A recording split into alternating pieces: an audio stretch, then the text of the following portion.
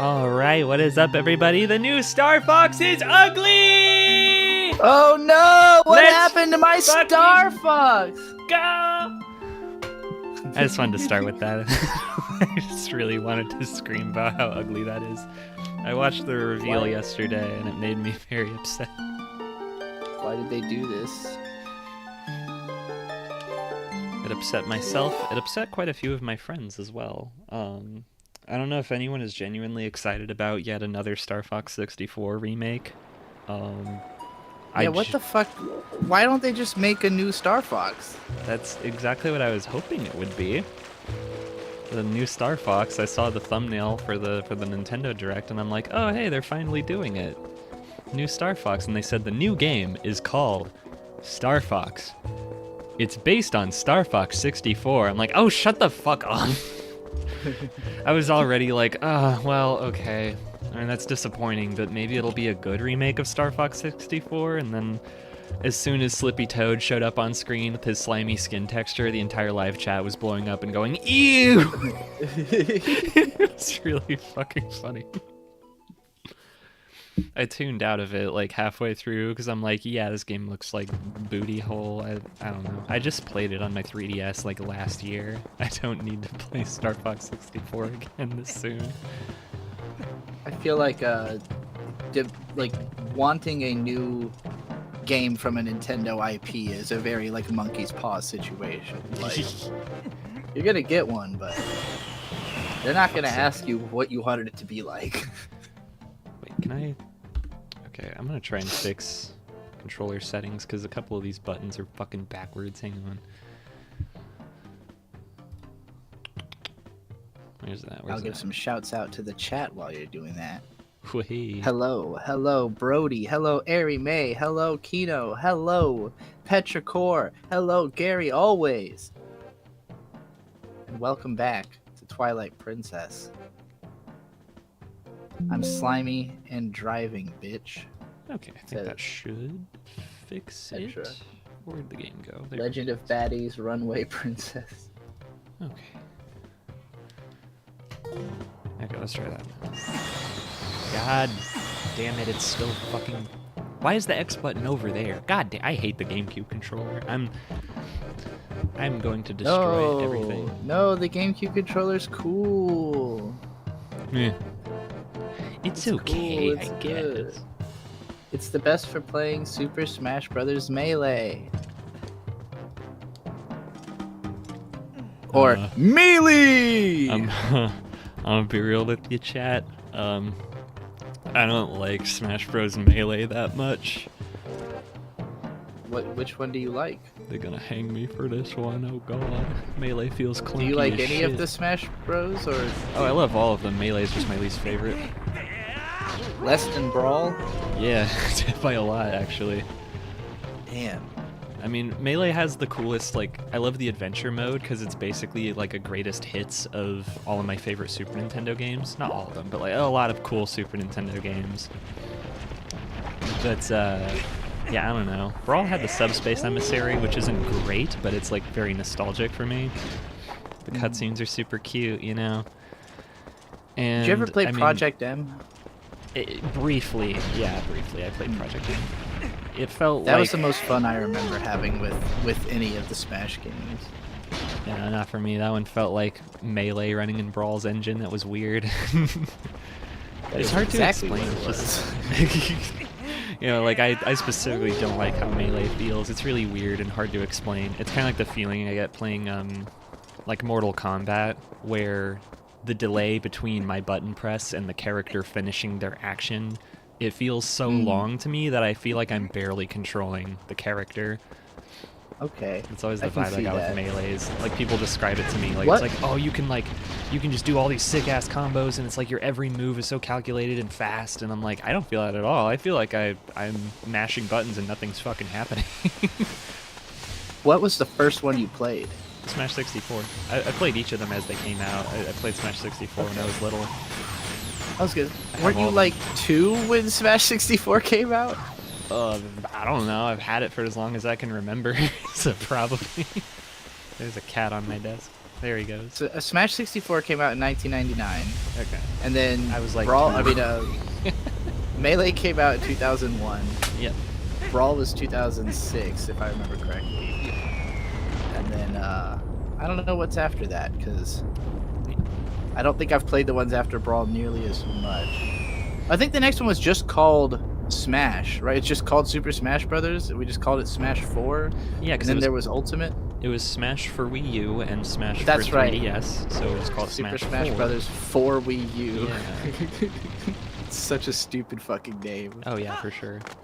That one was kind of exciting just because it was like, you know, they had the cool hype cycle with all the trailers for like every single character, and the having Smash like on a handheld was sick because I was still in high school at the time, so I got to bring my 3DS to school and play Smash Bros with other people in like the cafeteria. That was fucking sick. I remember that I got the 3DS one just because I had a 3DS and was like, yeah, and then I probably played it like twice ever and just was like, I don't know. It's not the same if I can't couch multiplayer it, you know? Yeah. It's definitely. Which is the only I would way I'd never ever play. played. I mean, I just kind of moved away from handhelds a lot over the years since I finished school, because I kind of realized handhelds were just what I used to avoid being bored during long-ass road trips and at school. And once I stopped going on long-ass road trips with my parents, you know, it's like, I'm out of school, there's no reason to do this anymore, I don't leave the fucking house. But I have recently rediscovered a love for handhelds. I'm all about that Game Boy shit now. I have always been kind of more into handhelds because I can play on like the couch or the bed instead of having to be like sat upright, you know, and looking at it. Also, I think the fact that I can see my hands helps me a little bit with the hand-eye coordination aspect, which is something I have always struggled with. Interesting. I think that's a big part of why I'm not that good at video games is that like the disconnect between like what I'm seeing on screen and what my hands are physically doing is very pronounced to me. But I'm getting better. I'm in my get good arc right now. I'm trying to get good at games because being that I'm turning 35 this year and I've been playing video games since I was like 6, 7. Huh. I feel like I should be really good at them. Like I feel like 30 years of gaming almost, I should be like a really good at video games. And instead, I am like the worst. Well, I shouldn't say I'm the worst. I'm not like.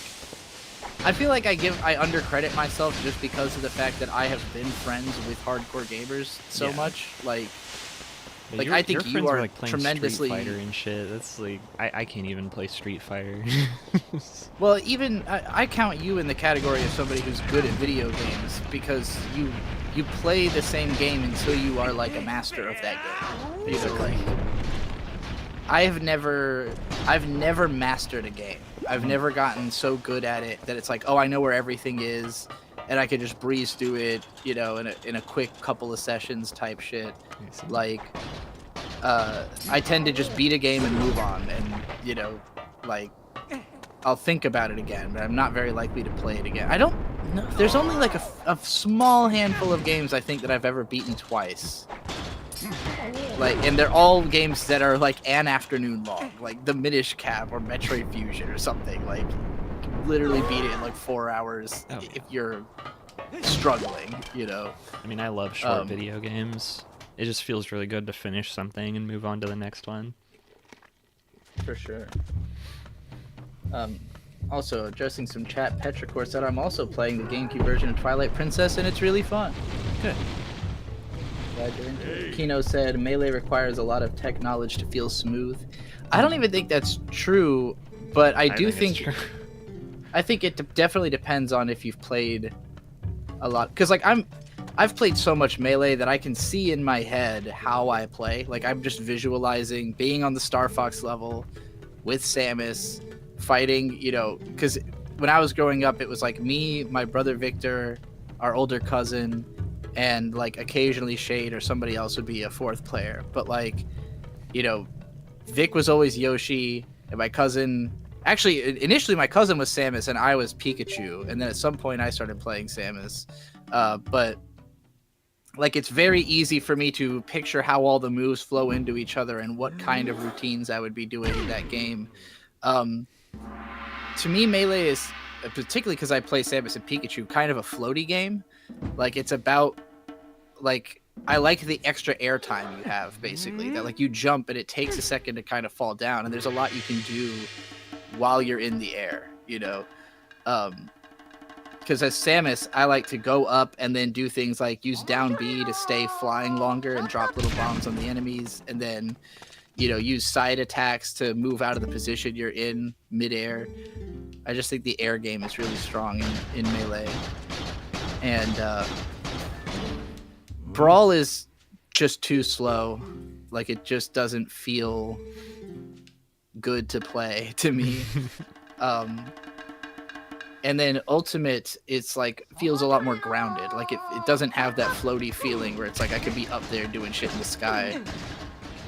So that's what I like about Melee. But I'm also not like a master of it or anything. It's just that was like the peak gamer part of my childhood. Was like, I mean, I played a fuckload of Smash 1 with my friends, but none of us were like particularly good at it. Melee was more so when like we started getting better at the game, and then there was a period of time where like post high school where one of my friends was like borderline competitive with it. And the only reason he never became a competitive Melee player is that there was no other competitive players who lived around us to practice against. Like, he was just too much better than the rest of us. And he played Ness, who's like a really low tier character, but he was so good with Ness that he could blow all of us away. But he never got the chance to like figure out what he would need to do to get really advanced with it, because he didn't have advanced players to train against. It would have been really cool if he had ever become like a high tier Ness player and like rewrote how people, you know, because every once in a while a character who is considered low tier becomes god tier when somebody learns how to play them that way, you know. Like, Yoshi was considered low tier for a long time, and this one Japanese player like mastered Yoshi. I used to argue with my friends a lot about tier lists with Smash, because my friend would basically reference that as a reason to be like, oh, well, when you beat me with Bayonetta, I mean, that was kind of horseshit anyway, 'cause she's like a top tier character. And I'm like, dude, none of us are playing competitively. It doesn't fucking matter. Yeah. It's like driving me insane. Like, every character is bottom tier until someone figures out how to play them correctly. Like, it's all about the way you move and the way you play it. It's not about the fucking character. Like, I don't usually like the top tier doesn't necessarily mean the character is better so much as they are easier to get good with. Yeah. Like, and therefore more people have done so. This is why the Dragon Quest hero fucking flip-flops all over the tiers all the time, because the magic spells he has access to are fucking randomized. So it's like no one cares about hero until someone just gets really lucky and dominates a match with him. It's like, yeah, it's a fucking party game. Like, it doesn't play like Street Fighter or shit like that. Yeah. Which that's where my friend who was good with Ness eventually just became a Street Fighter. And I feel like Street Fighter has this effect of kind of swallowing up everything else, where like this maybe is less true now, because like we're finally in a world where Guilty Gear really gets like its shine, but for a long while it felt like people would dabble in a Guilty Gear or dabble in a Tekken or something, and then it's like eventually you're just going to end up back in Street Fighter because it's so fucking dominant. And I am not that into Street Fighter, so that was a big part of what, like, I'm sure I've told this story before, but like a big part of what drove me away from my old friend group was like all of them were so into Street Fighter and I just couldn't like get into it. And it's like all they would do, like they'd come over and just play Street Fighter all day, and I'm like, I don't really want to, you know, is there not another game? Couldn't we all play Guilty Gear? Can we all get good at Guilty Gear? I'm fucking bad at Street Fighter. I can't with that fucking game. I'm not like against fighting games. I played a lot of fighting games with my friends, but I've never been particularly good at them. Like, I think you and I are like right around the same level at Guilty Gear from what we were playing. You were winning more than I was, particularly with May, but I also didn't have. I also did not have Slayer unlocked, so that, which I still haven't bothered buying him yet, but I think that would have changed things a little bit. Yeah. Because I'm way better with Slayer than I am with anybody else in Guilty Gear. Well, but I don't know, because I have another friend who's a Slayer main, and I kick his ass when I play as Mei, so we'll have to see. Then again, I guess we'll have to. never fought against We'll Slayer have to in, see, won't Strive. we? Only in Exar. I don't know if Slayer's different at all in Strive. I haven't played him in Strive yet either, but like, you know, he was my main in X2 and in Xrd, and like, I was playing X2 back in fucking 2005. So like, I have a lot of experience with Guilty Gear, but not a lot with playing it against other people, just against the computer for the most part. And my friend who was really good at Street Fighter and Melee was also really good at Guilty Gear. Like, if he was playing, he'd play fucking Faust too. If somebody's good with Faust, fucking good luck. Like, that guy is so full of shit.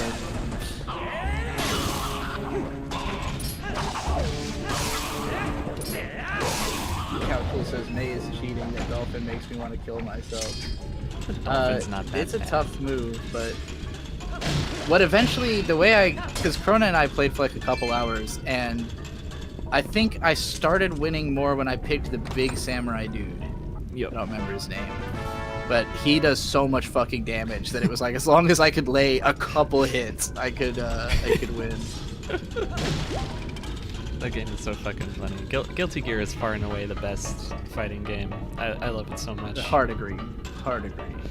It's like The aesthetics one of the only are ones where I just- feel like I can just move, regardless of whether the other player's kicking my ass or not. It's like, at least I have the ability to move. True. Ways to escape. Which, I know other fighting games, you know, they probably have that too, and I just don't know how to use them. But like, Guilty Gear gives you so much better mobility, I think. Being able to jump and dash in midair is like the best feeling in the world. Like, any fighting game that lets you do that automatically gets bonus points for me. It's also really responsive because every fucking attack you do is like 3 frames. Your characters move so fucking fast.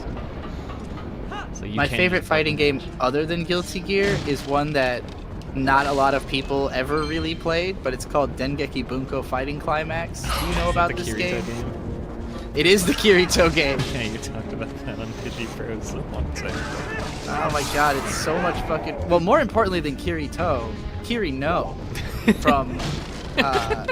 my younger sister can't possibly be this cute. That's what it's called, right? Oh my god. Imoto ga konna ni kawaii wake ga nai. The Ori Emo girl is my main in that game, and she, in her anime, she sucks. She is like the most hateable character imaginable, but playing as her is so much fucking fun. It's like Kirito. Because, well, I hate playing as Kirito. He's really basic. Like, Yeah. I mean, his thing is he's got 2 swords and he's fast, and so like, yeah, okay, cool. He's, you know, he's a video game character, but like, Kirino is like, she's having so much fun. Like you can see on the character model that she herself is like excited to be in a fighting game, you know? And like, the character's an otaku, so a lot of her moves are references to stuff.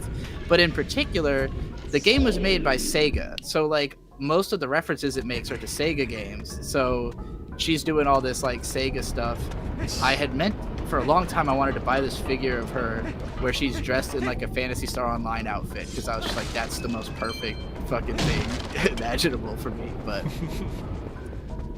at the same time, I was like, I don't know if I want to own a Kirino figure, because even I would look at someone sideways if they had that in their house. The only reason I know about Orihimo and that character in specific is because of this like old ass meme video. I don't know if you've seen it. It was called German Hentai Weeaboo. I don't think I have. It's just like a compilation of clips of this guy like fucking around and being an obnoxious weeb, and I'm certain he was playing it up for the bit, but it is just so goddamn funny because he's being an absolute freak about it. Like, I don't know, like he was like cosplaying Attack on Titan and knocking over a wall he'd built out of Funko Pops, and then there's like he like built a shrine to the character from Orihimo, and he was like dressing up as her and like acting like it would play a clip of her from the show, like throwing a tantrum on the floor, going like no no no no no no, and then he would cut to himself on the floor in like a skin tight leather suit, going like no no no no no no no. It was really fucking funny. That sounds amazing. He replicated the scene of her when she's holding a leek and like playing out an action scene of like her beating people up with a leek, and he did that to a bunch of like body pillows. I think you might be thinking of the wrong anime. Are you sure you're not thinking of Himoto Umaru-chan? Is the girl you're picturing? That has to be it, because I remember him chanting Umaru. That makes because Umaru's the one that wears like the orange. Yes, like, yes, shawl. that's what I'm thinking. Yeah, of. yeah. Okay. Similar, very similar. Definitely cut from the same cloth. Himoto is even more annoying and terrible of a person. Okay. Like, I just vividly remember this man in like a skin-tight black suit with giant devil horns on it, and he was squatting and chanting Umaru, Umaru, Umaru. It's the funniest shit I've ever seen. That sounds fantastic. It's German hentai weeaboo. I gotta look it up later.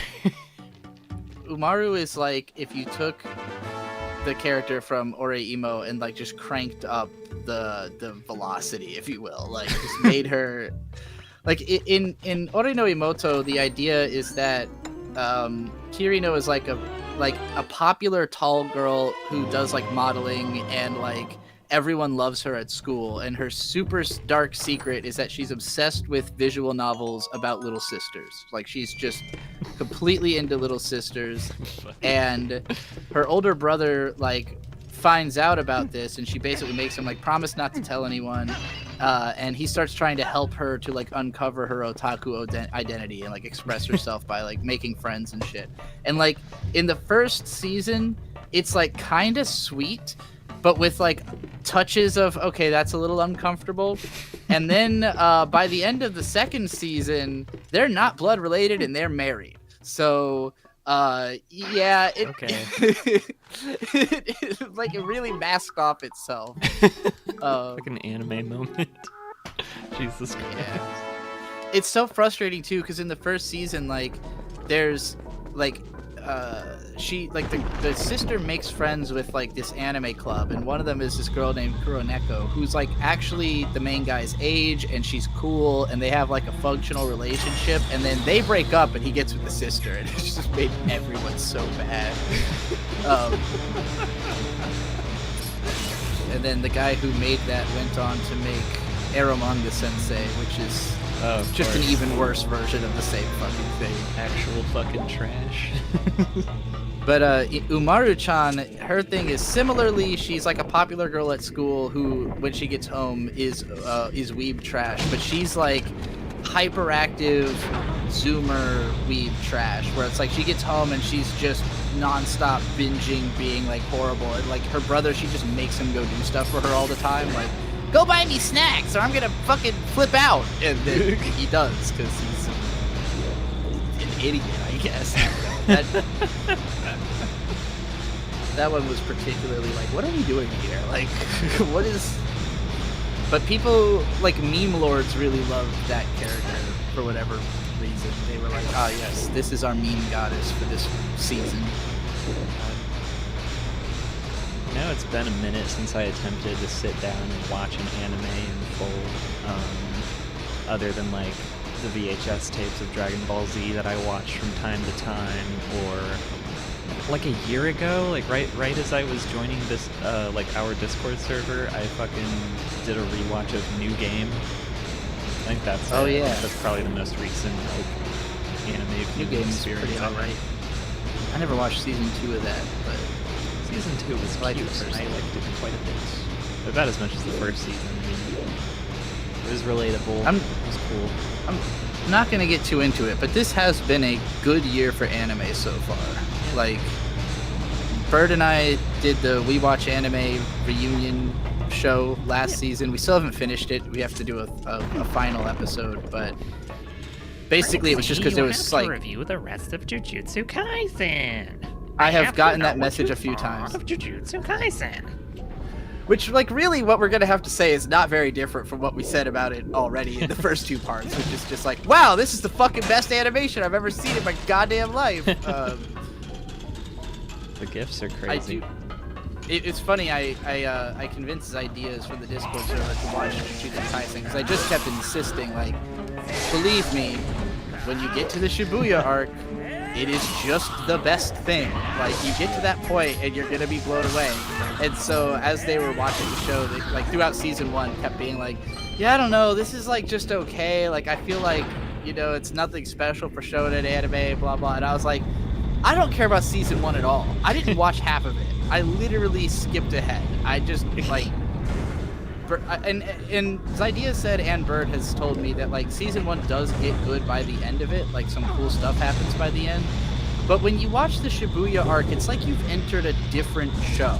Like you're not, you stop thinking about everything that happened before that. You're just like, oh no, this is the most memorable arc of a shonen anime. Like, and then the arc after that, which is where season 3 is at, is not as story interesting, but the animation is just the most mind-blowing shit I've ever seen. Like, they've raised the bar on what animation can do considerably, to a point where it makes other shows like a lot harder to watch.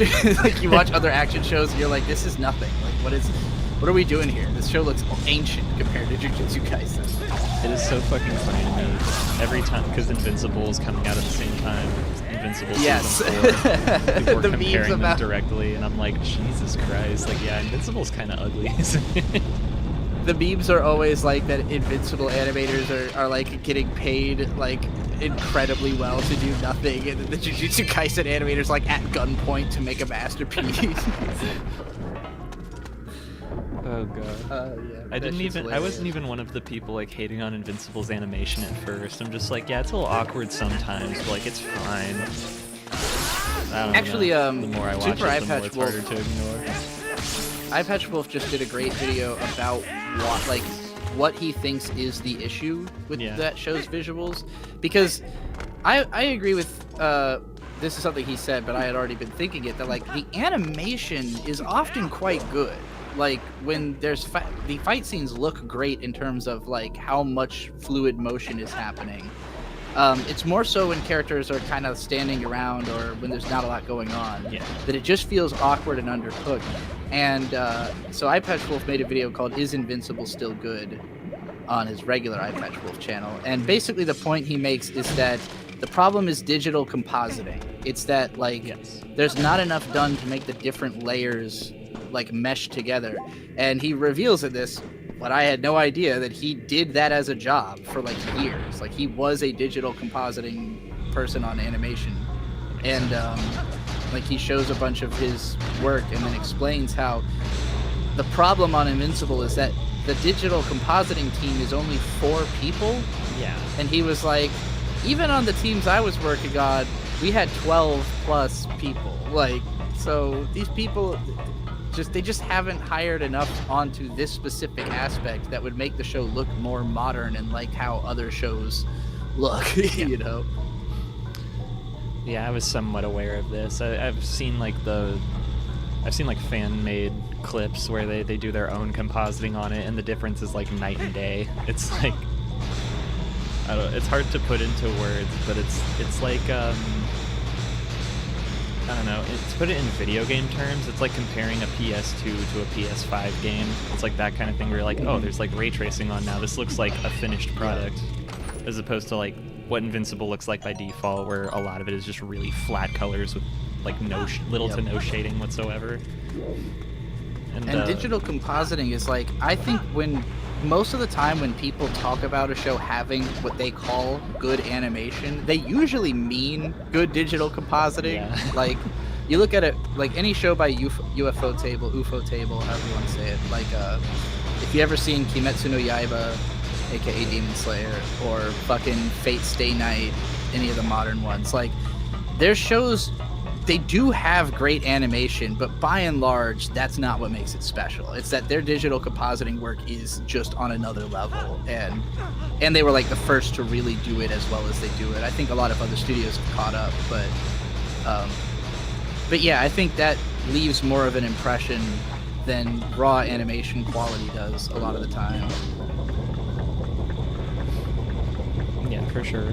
But like Invincible's raw animation quality is also pretty bad sometimes. There's like it's all over the place. There was a really fucking critical scene in the new season where it was like a character confronting another character about something that was like a big fucking deal, and it's very emotional and very like honest and like brutal, you know, like she doesn't hold anything back. And the whole time, all I can think of is, why does the way she's moving across the screen, why does it remind me so much of Berserk 2017? Like, her character just wobbling up and down while moving forward slowly, like fucking South Park. It looked so stupid. Like, it completely pulled me out of the scene because it looked so ass. I wonder if, like, it comes from, like, a change in the way that that adult animation is perceived by Americans. Because I think back to the old Adult Swim cartoons, which typically had borderline zero animation. Like, they were just like talking heads, but the voice acting was always immaculate. And I remember this had, yes, Aqua Teen Hunger Force is the best example, because I remember seeing it like a sort of mini documentary about the creation of that show that was aired on Adult Swim, and it really changed my perspective when I was a kid, because they explained straight up, like, adults don't typically care about there being a lot of action. They care about, like, the intellectually, what is this thing saying? And, like, they're more like adults are more likely to care about the acting than they are to care about the animation. And that had struck me when I was a kid, because I had always assumed that, like everybody just wants to see cool action, you know? Like, I hadn't thought of it as like, oh, it's because I'm a kid that I want to see action. Because the shows I had seen when I was a kid, you know, had no action. It was all like, you know, American cartoons that generally... Yeah. Well, I should say American cartoons of the 90s. Because, like, in the 80s, there was lots of action cartoons like G.I. Joe or Transformers and all that shit. That is not what I grew up with. I grew up with, like, again, Ed, Ed and Eddie and fucking, like, the SpongeBob era. Like, those shows didn't have action, you know? They were dialogue-driven comedy shows. But, like, you know, being that I was into anime through Adult Swim, all of the anime that they aired at Adult Swim were action shows, and most of them were more so appealing to older teens, whereas I felt like some of the, you know, the Adult Swim originals were, like, really over my head as a kid. I don't get these jokes, you know, or I'm scared of these jokes, or this animation is off-putting. And so I wonder if, to an extent, when they were making Invincible, if they were thinking, well, the voice acting is what's really going to matter to this adult audience, not the action animation. And, like, they're not thinking about the fact that modern adults grew up with anime. We are used to great action animation, you know? Like, that's why we're still watching cartoons as adults. It's weird, because I think of it as, like, the people working in animation now are those people. Like, all y'all are grown up and working in the industry now, so I'm just like, why the fuck? Like, I get that not every episode can have perfect animation or whatever, but it, like, in my mind, you know, I've heard that quote before of, like, oh, adults don't care as much about, like, action or whatever. My thing is, I always hated shit like Aqua Teen Hunger Force, not because there's no action, but because the characters' movements are part of the acting. And I don't want to watch a bunch of PNGs floating around and talking. Like, and it's not just about cool fights for me, you know? Like, I definitely was frustrated as a kid that none of my favorite shows had good action. Like, even the quote-unquote action shows like Teen Titans or whatever, it would just be, like, fucking, you know, like, just still images of a character punching another character. Like, it was never fully animated or real. Teen Titans did have some pretty good action animation. I just don't think it has a lot of, like... Yeah, and I would say the DC animated shows usually had pretty decent action animation. It's just that it doesn't feel dynamic. Like, it's too fluid. Like Ben 10 would also be a good example of this style, where it's like things are moving a lot, but they're not exciting to look at. Yeah. Because, like, anime just uses the dynamism a lot more, and I guess it depends what anime you're talking about, but, like, particularly there's, like, an animator called I don't remember his first name. His last name is Kameda. Yoshimichi Kameda, I want to say is his name. There's a dude who was an incredibly influential animator from the 80s who, like, very much is where Hiroyuki Imaishi, like, took his style from, and that whole Trigger style. And, like, I think that in the 2000s, when like people who are influenced by Kameda became influential worldwide, and now it is more commonplace to try to make everything look like a Trigger anime. Like there's a turning point in the early 2010s where like Trigger, I mean, part of it is literally that the Studio Trigger guys were going around the world and like teaching everyone how to do their thing. And now we're in this age where it's like Puss in Boots 2 looks like a Trigger movie, you know, like. Yeah. I've seen episodes of Gumball where Trigger literally helped out with the animation. Thank you, Caribou-kun. Yoshinori Kaneda, that's his name. Yoshinori Kaneda was like the most legendary animator of limited animation. Where like he's not trying to make it fluid, he's trying to make every pose dynamic. And so characters will kind of snap instantly between different poses, but it just looks awesome and exciting to watch. And like there is some controversy to the style because there are people who prefer that old like Max Fletcher, you know, rotoscoped, super realistic movement by comparison. But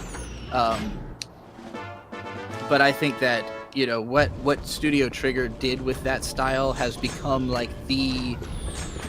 people who are into animation, that tends to be the kind that they're the most into these days, I feel like, you know.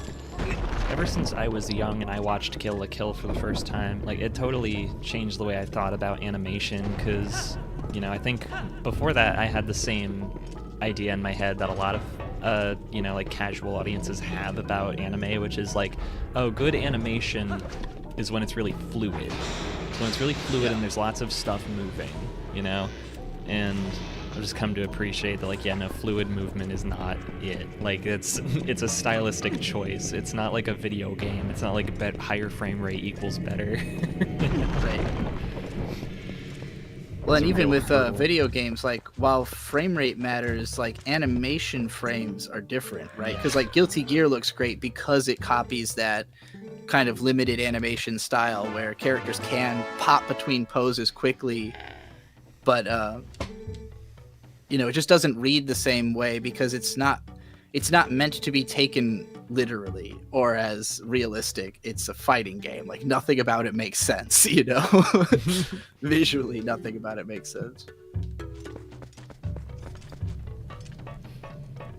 Caribou-kun said, you're probably thinking of the web generation too, which was heavily influenced by the first Naruto versus Sasuke fight in the early 2000s. Yes, absolutely, that too. And, like, the web gen animators who, like, as I understand the term web gen, what it refers to is the fact that there were lots of people who started animating in the early 2000s and, like, releasing it online, where, you know, obviously we all grew up watching, like, cool fight animations made on the internet, and in particular the Naruto fights. Like, so many people just redrew them. And even then, some of the Naruto fights are just themselves redrawn Cowboy Bebop, the movie fights. Which, to me, like, if we're going to talk about modern fights, it really comes down to, you know, I said Yoshinori Kaneda, but also the probably most influential animator of all time at this point would be Yutaka Nakamura. Who animated, like, the best fights in Cowboy Bebop, the best fights in Full Metal Alchemist, the best fights in, you know, at this point, everything. Like, pretty much whenever a show is trying to be, like, we're gonna have all the best action animators, they save the very best shot for Utapon to do, you know? Like, he's always gonna have the one that makes you go, oh, that's... okay, the bar's been raised again, you know, like, and he's always developing new techniques of how to raise the bar even more, you know, so it's like, so many people have just redrawn his fights as a way to learn animation that now everything kind of looks like that, you know, and it's like, if you go back to before the 2000s, there wasn't a bunch of animation that looked the way that fights do now, and now it's like every fight kind of looks like somewhere between Studio Trigger and Yutaka Nakamura, Studio Bones, which is totally fine by me, because that shit looks amazing. Yeah. And I'd much rather have that over, like, the fucking fluid, high frame rate Disney-ass animations. But yeah, a lot of those animators, those web gen animators, eventually started getting industry jobs just because, you know, people would see this animation and go like, well, okay, you can do that, put that on a real show. And like, there was controversy around hiring web gen people early on, but I think we're at a point now where animation producers are just taking whoever they can fucking find. Like, you can animate, get on this show. Like, we need more. We need as many as we can fucking get. And like, the ante has gotten so high because, again, like, Jujutsu Kaisen season 3 is like, it literally makes all other anime look bad. Like, it's harder to watch anything and be impressed with it when you've got shows that have so much talent being poured into them. And it's like all these high-level people who are trying to outdo themselves. I don't know how sustainable it is long-term. Well, I should say it's not sustainable at all, but it keeps happening, so we'll see how long this golden age of fight animation can really last before everyone's burnt out and dead. Was that the boss? Did you just beat the boss? That was that a mini boss? It's just a mini boss. This guy's pretty just cool. some I like this. This is a cool fight. It's basically just fighting Bowser in Mario 64, but the idea of a Goron using fucking what's that movie? Real Steel, or that was robot boxing, right? I guess he's more like Jax from Mortal Kombat. Like, he's got the bionic arm attachments. Yeah. This is a case where I think everything about the fight aesthetically is awesome, but the fight itself sucks. It's like, this is like I won that fight with 2 buttons. I don't know. It sucked. So you have to hit him with your sword to stun him, but he like winds up his punch for like 30 fucking years, giving you way more than enough time to hit him. That was baby mode. Caribou-kun said, Birdie the Mighty Decode is what I've read as a foundational text for this industry as well, though less mainstream. And yes, that show, Birdie the Mighty Decode, was like this odd case where, like, there was no reason for it to have the crazy animation it did, but it, particularly the second season, has these fight scenes that are like, again, it's just like what everything looks like now, but at the time it was super unique. Like, I had never seen I remember, I haven't actually watched season 2 of that show. I've just seen the fight scenes, but I remember seeing them and thinking like, well, this is the greatest fight animation that's ever happened. And now I can name 12 other shows that have done like exactly that, you know? Anyway, enough about anime. Gotta be focused in on video games. I just love shitting on Disney. Because I did that thing some years ago when Disney Plus first became a thing. I was like, I'm gonna watch every Disney animated feature, and oh, bad idea. It's like just counting like the mainstream ones, like Disney's primary animation studio, not Pixar, not the direct-to-video horseshit, just the big ones, you know, starting with Snow White all the way to, I think, Encanto was the newest one at the time. Maybe not. Yeah. No, the newest one was Raya and the Last Dragon, which I refused to watch because everyone said it sucked and they charged money for it on Disney Plus. Fuck them. Oh. So I thought that was the one you told me was good, but I guess Raya and the Last Dragon, no. Wasn't that the one with the trans person in it, or am I thinking of something else? What? They ain't no trans people in Disney. Or like Disney's a lesbian? fascists. They don't have trans. I know there's one of them has like a trans or a lesbian or something in it. Somebody in the chat, let me know what I'm fucking talking about. They don't allow gays in the Disney. What the hell? I could have sworn, because I remember it being like all the you know, the right wingers were like complaining about it being woke and having it trans. Oh, they said that about like every Disney movie from the last like 6 years. It's like what was it, that crappy Buzz Lightyear prequel had like had two gay ladies in it. Yeah. And there was like I think there was like a TV show on Disney Plus. It was like I think it was a Big Hero 6 spin-off where there was a background character with a trans flag on their shirt.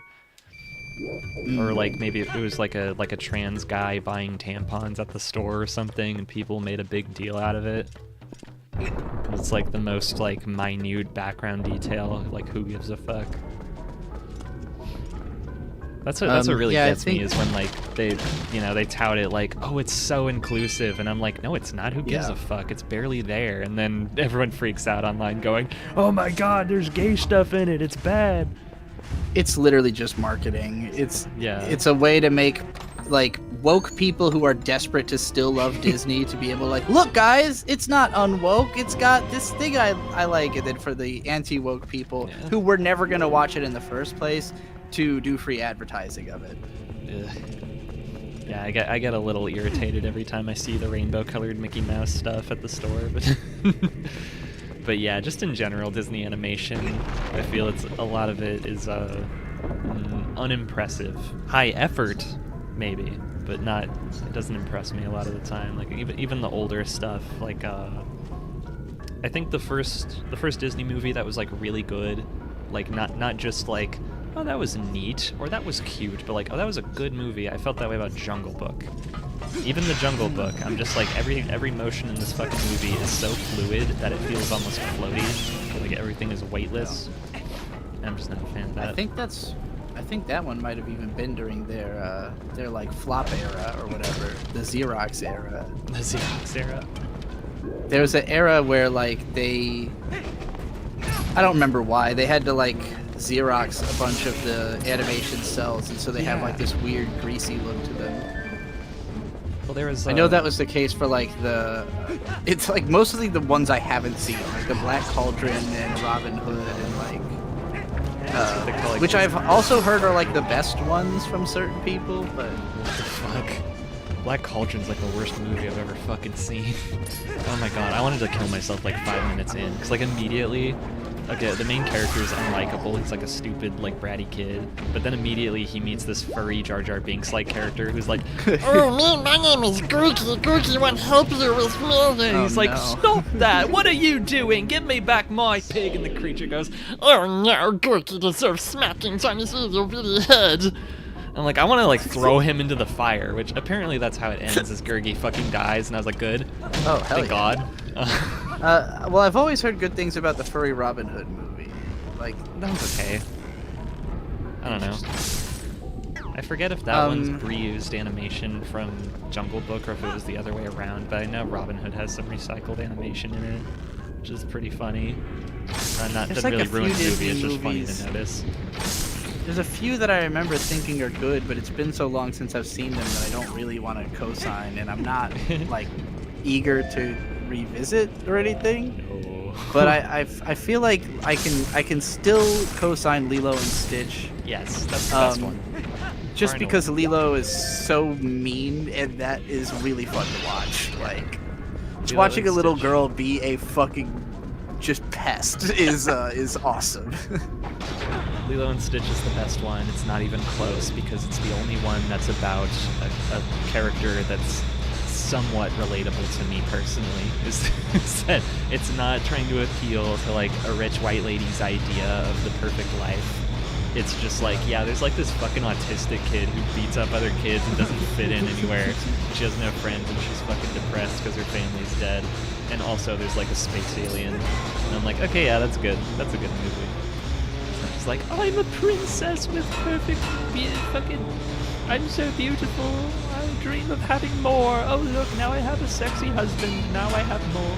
My life is perfect. Let's get this shit I don't even mind that like, to me the thing that doesn't get talked about enough with Disney movies is how much of it is just nothing. Like how much of most of the movies is like a bunch of animals doing hijinks that are like not entertaining, you know? like Cinderella is like 50% watching like dumbass mice run around and be annoying. Like, yeah. Every single fucking Disney movie has an obligatory animal companion for some reason, and some of the older Hunchback ones of Notre Dame, mostly like, filler. Hunchback is like an almost amazing movie, and then it's got the fucking gargoyles like singing, and it's just like, this literally drags like a whole point or two off of the movie. The gargoyles doing like armpit fart noises and shit, while the actual movie happening is like really dark and serious. There's, oh god, What was I just gonna say? I had another The one. Caribou Coon, that is also why I struggle to watch all those old Toei movies, because they're the same issue. It's just like animals fucking around half the time, and I'm like, I don't. Sleeping Beauty is the worst fucking movie I've ever seen in my life. Sleeping Beauty needs to burn forever. That one's really bad. Really boring. Aesthetically Amazing really artwork. Yeah. I've never seen a movie boring look as so shit. good to be so trash. That's exactly how I felt watching it. Granted, this was like 15 years ago that I watched any of these, so that's why I'm like, I'm not trying to relitigate my opinions on them. I just remember being very unimpressed with almost all of them. Yeah. I just had to bring it up while we're like talking about quality of animation stuff. I'm like, yeah, I talked about Invincible, I talked about Jujutsu Kaisen. I have to throw shade at Disney because Disney fucking, because Disney is like for ages has been held up as like the gold standard. Like this is what other animation should aspire to be. And like I hate that. It's like the most surface level reason to like animation. Oh, it's so fluid, it's so graceful.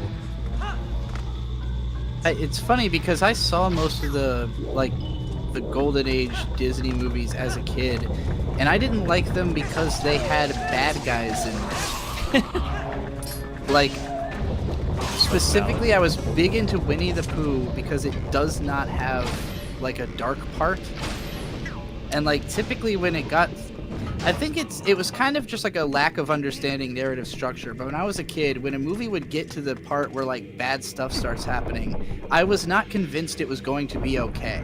And I would just kind of dissociate and stop watching the movie. I would just get bored. It'd be like, like get bored, but also like scared in such a way where I'm like, oh well, like what's the point? Like, there's no coming back from this, you know. I'm thinking specifically about like in Aladdin when he gets like cast out into the snow. Oh yeah. And I remember from that point on just being like, well, like what's the point of this movie? Like it's just sad now, you know. Yeah. Then like the whole final battle happens, and that whole time I'm like, this is just like disturbing whack shit. And like I remember at the end being like surprised that it does have a happy ending and being like, oh, okay, but like why did I have to go through all that shit, you know? Like yeah, whereas Winnie the Pooh is just like vibes and having a good time. Winnie the Pooh's amazing, honestly. I don't know if you've ever rewatched The Many Adventures of Winnie the Pooh. That one still holds up. It's really enjoyable to watch, even as an adult. It's fucking cute and charming and funny.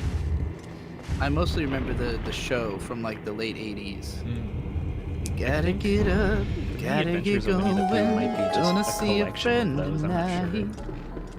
The Pooh Bear, Winnie the Pooh Bear, wherever you go, oh, won't you follow me, Pooh Bear, I gotta be there. It's me and it's you, the silly old Winnie the Pooh. I think about that song almost every day of my life. My favorite part... Particularly there's a part where he sings rumbly tumbly climbing a honey tree, and sometimes I'll just have that looping through my brain for like an hour. But like slow-mo, like vaporwave, like rumbly tumbly climbing a honey tree. It'll just keep looping into itself. My favorite part of The Many Adventures of Winnie the Pooh is when Piglet is panicking because his house is flooded.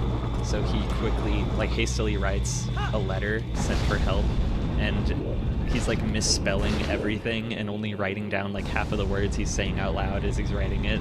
And at the end he like signs it Piglet parentheses me. Like saying this out loud. Signed Piglet me. Like what? I love them. I love them all. They have the minds of toddlers. Yeah, that's one of those I have many times thought like, what if I just rewatched that? And then I'm like, no, it's better off as just a pleasant memory. I wouldn't want to taint it by actually remembering what happens. I'm fine with it just existing in the back of my mind somewhere. Marcy says one of the best things about early childhood. I would, but I don't think I could write lyrics that would be worthy. It would be too precious.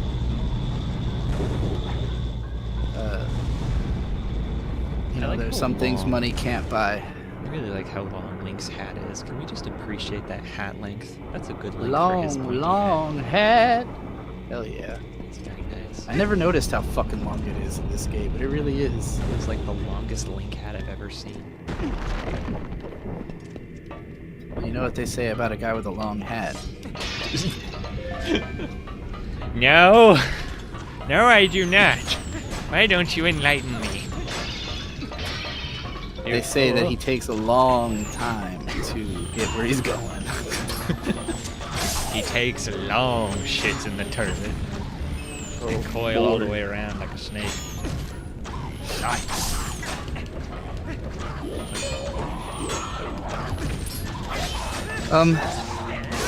Well, now I'm gonna talk about my week.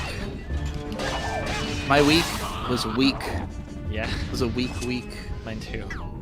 Many frustrations. Same. I'm trying to think back all the way to because we did this last Thursday. Yeah. What did I do on Friday last week? Oh, right. So Friday last week, I started my Disco Elysium playthrough Oh yeah. on my main channel, and I had a great time. I played it for 6.5 hours. I was having fun, and then I was warned that you need to save frequently in this game because it only auto-saves at very... Like, it seems to auto-save because of specific things that you do and not, like, because of, like, any amount of time having passed. Because so far in playing it, I've had 3 auto-saves, and, they were kind of unpredictable. But, in that first play session, the last autosave had happened like 3.5 hours into a 6.5 hour session. Oh jeez. And the whole time I was playing, I was like, well, I'll just save when I go to bed. Because the game takes place in it, like, each day is like, I want to say it's like every minute, every real life minute is probably like 4 minutes in the game or something like that. Oh. So, 6.5 hours was about one in-game day. Although it wasn't like a 24-hour thing. It's like you wake up at 8 in the morning and you go to bed at like 11 o'clock at night or something like that. Or no, 9 o'clock at night. So okay, I guess it was a 12 hours. So probably it's every half hour in real life represents an hour in the game. So you're moving at basically double time through double real time in the game. So because the end of the first night is you go to bed, my thinking is video game logic, right? Usually, when you go to bed, that's when you save. Like, you go rest at a thing in an RPG, and it's like, would you like to save your game? Yes. That did not happen. What happens is you go to bed, and it starts a dream sequence, and you can't save in the dream sequence. And then my computer died during the dream sequence. And then I lost 3 hours of progress. This boss is not as cool as the mid boss.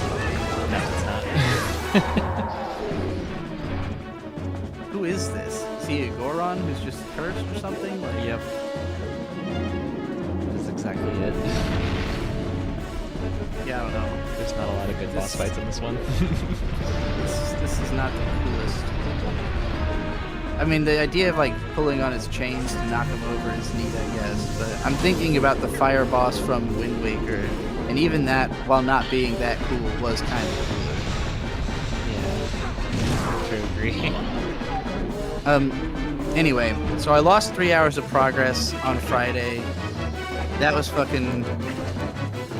And like, I was particularly annoyed because the game has dice rolls in it. So there's no possible way that I could have done exactly the same thing. Yeah. Like, because I don't know if I'm going to get all the same rolls. And so, like, I would have just off-screen just redone everything I had done and, been ready the next session. But I was like, well, I don't know if I'll fill the rolls. And I could just do something different, now that I know more so what's going to happen. I don't have to do it in the same order. I can do some stuff I missed. So people encouraged me, yeah, just, do it again on stream. Just go back through, maybe make some different choices this time. And I was like, all right, I'll do that. So the next this Tuesday, that was a quick-ass fight. Did he even, like, attack you? I didn't... I don't think he did. I think maybe I don't remember he was him charging up an attack, and he gave me like an eternity to shoot him before he could actually pop off the attack. I don't know if I've ever actually taken damage from this thing in my entire life. I've had this game since I was like 6. Exceptionally So. weak boss. It's just so immediately obvious what you have to do, and that's all there is to it. There's no twist. There's no like second form. Just knock this guy over a few times, stab him in the head. Yep. It's pretty bad. I'm not a fan of this Cool whole dungeon, cool mini boss. Really. Yeah. Weak fight. You don't like the whole dungeon, you said? Like, it's fine. It's just really straightforward. It's a lot like Dodongo's Cavern in Ocarina. It's just like, yeah, it's like a very standard Zelda dungeon. Like, whatever. I like Dodongo's Cavern because it's got that big central room you keep coming back to. And, like, you keep seeing it from new angles, you know? The giant skull in that room is very memorable. Yeah. But this reminded me of like that combined with the fire temple visually, I mean, but Yeah. it didn't seem as interesting of an experience overall, I guess. I think my favorite dungeons are the ones that are a little bit more maze-like, but without getting to the point of being irritating, like the water temple. Yeah. I want to be using my brain, not just walking in a straightforward path from room to room. I remember, a lot of, like like Wind Waker dungeons where it was just walk into room, kill everything, walk into the next room, push a button, walk into the next room, you know.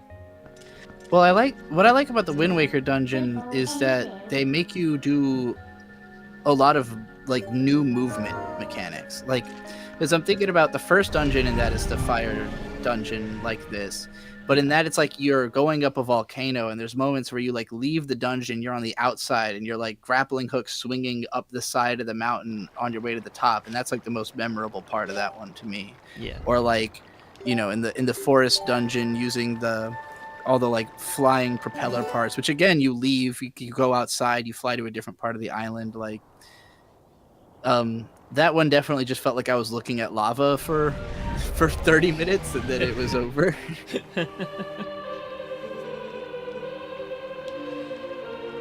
I did like its aesthetic overall, but Yeah, sure. not that memorable of action. Yeah. I think Twilight Princess has a pretty strong lineup of dungeons for the most part, but that fire one was pretty it was fine. Definitely not as memorable as the first one with all the monkeys and like forming the monkey ropes. Yeah, in my mind, this is kind of where this video game really starts. It's like the children are safe. I've got my iconic shield and whatnot, the green outfit. It did all of the basic bitch dungeons, and now it's time to get into the big kid part of the game. Nice. So continuing my Disco Elysium story. Yes. Lost 3 hours of progress on Friday. I was pretty miffed about that. So on Tuesday, I pick up the game again, and I'm like, all right, I'm going to go through all that stuff I did. This time I'm going to remember to save more frequently. I played for 2 hours and 20 minutes, thereabouts. And I did save more frequently. Yeah. But I still probably lost half an hour when my computer died again. Ugh. Way earlier on, even though I had an extra fan on it. And so, yeah, for the next stream, I'm going to have to use Bird's Behemoth PC, which, I was just hoping that this fucking Alienware laptop would be enough to stream a game that barely has movement in it. It's like fucking practically a visual novel. But apparently it's not enough. So I'll be switching, and I once again have to redo a bunch of shit. It won't be as bad, but Jesus Christ. Yeah, I would just give up on the game and come back to it in like a year if that happened to me. Fuck if that. I wasn't doing it for like a live stream that I advertised very heavily and like people really enjoy, and like I like the game, you know, it's just the laptop that's the problem. Sad.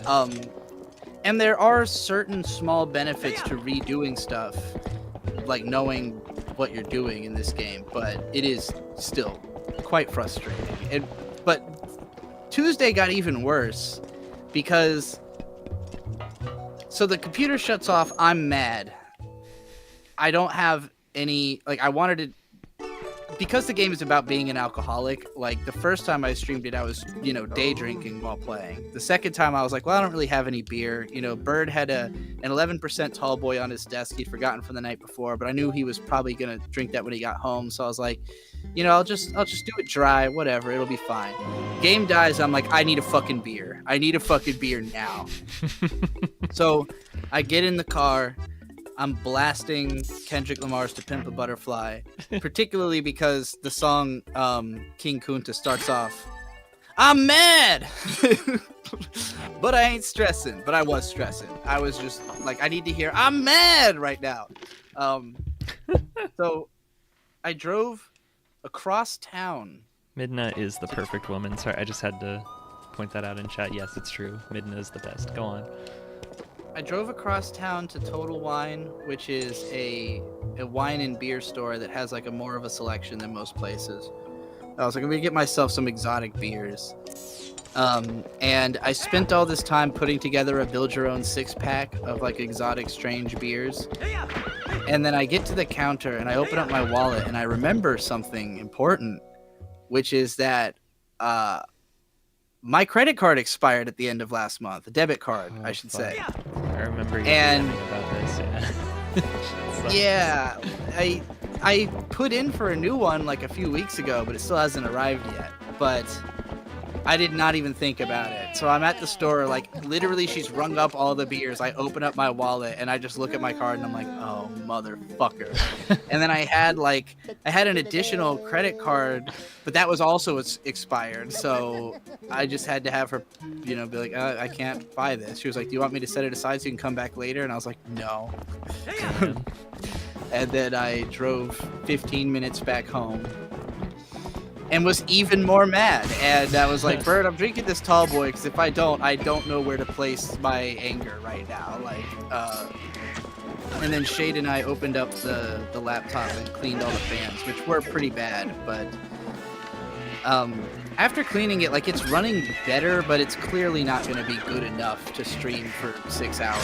So I'm just going to use Bird's computer, which I probably should have done in the first place. I just, I wanted to be more self-sufficient about it. Bird's reaction to this, of course, was, well, I'm going to have to build you a computer now. Good.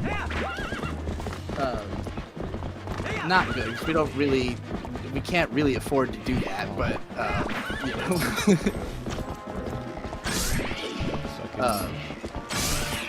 Josh got me a better computer for Christmas, mostly because when we saw the election results and everything that was going on, Josh was like, yeah, no,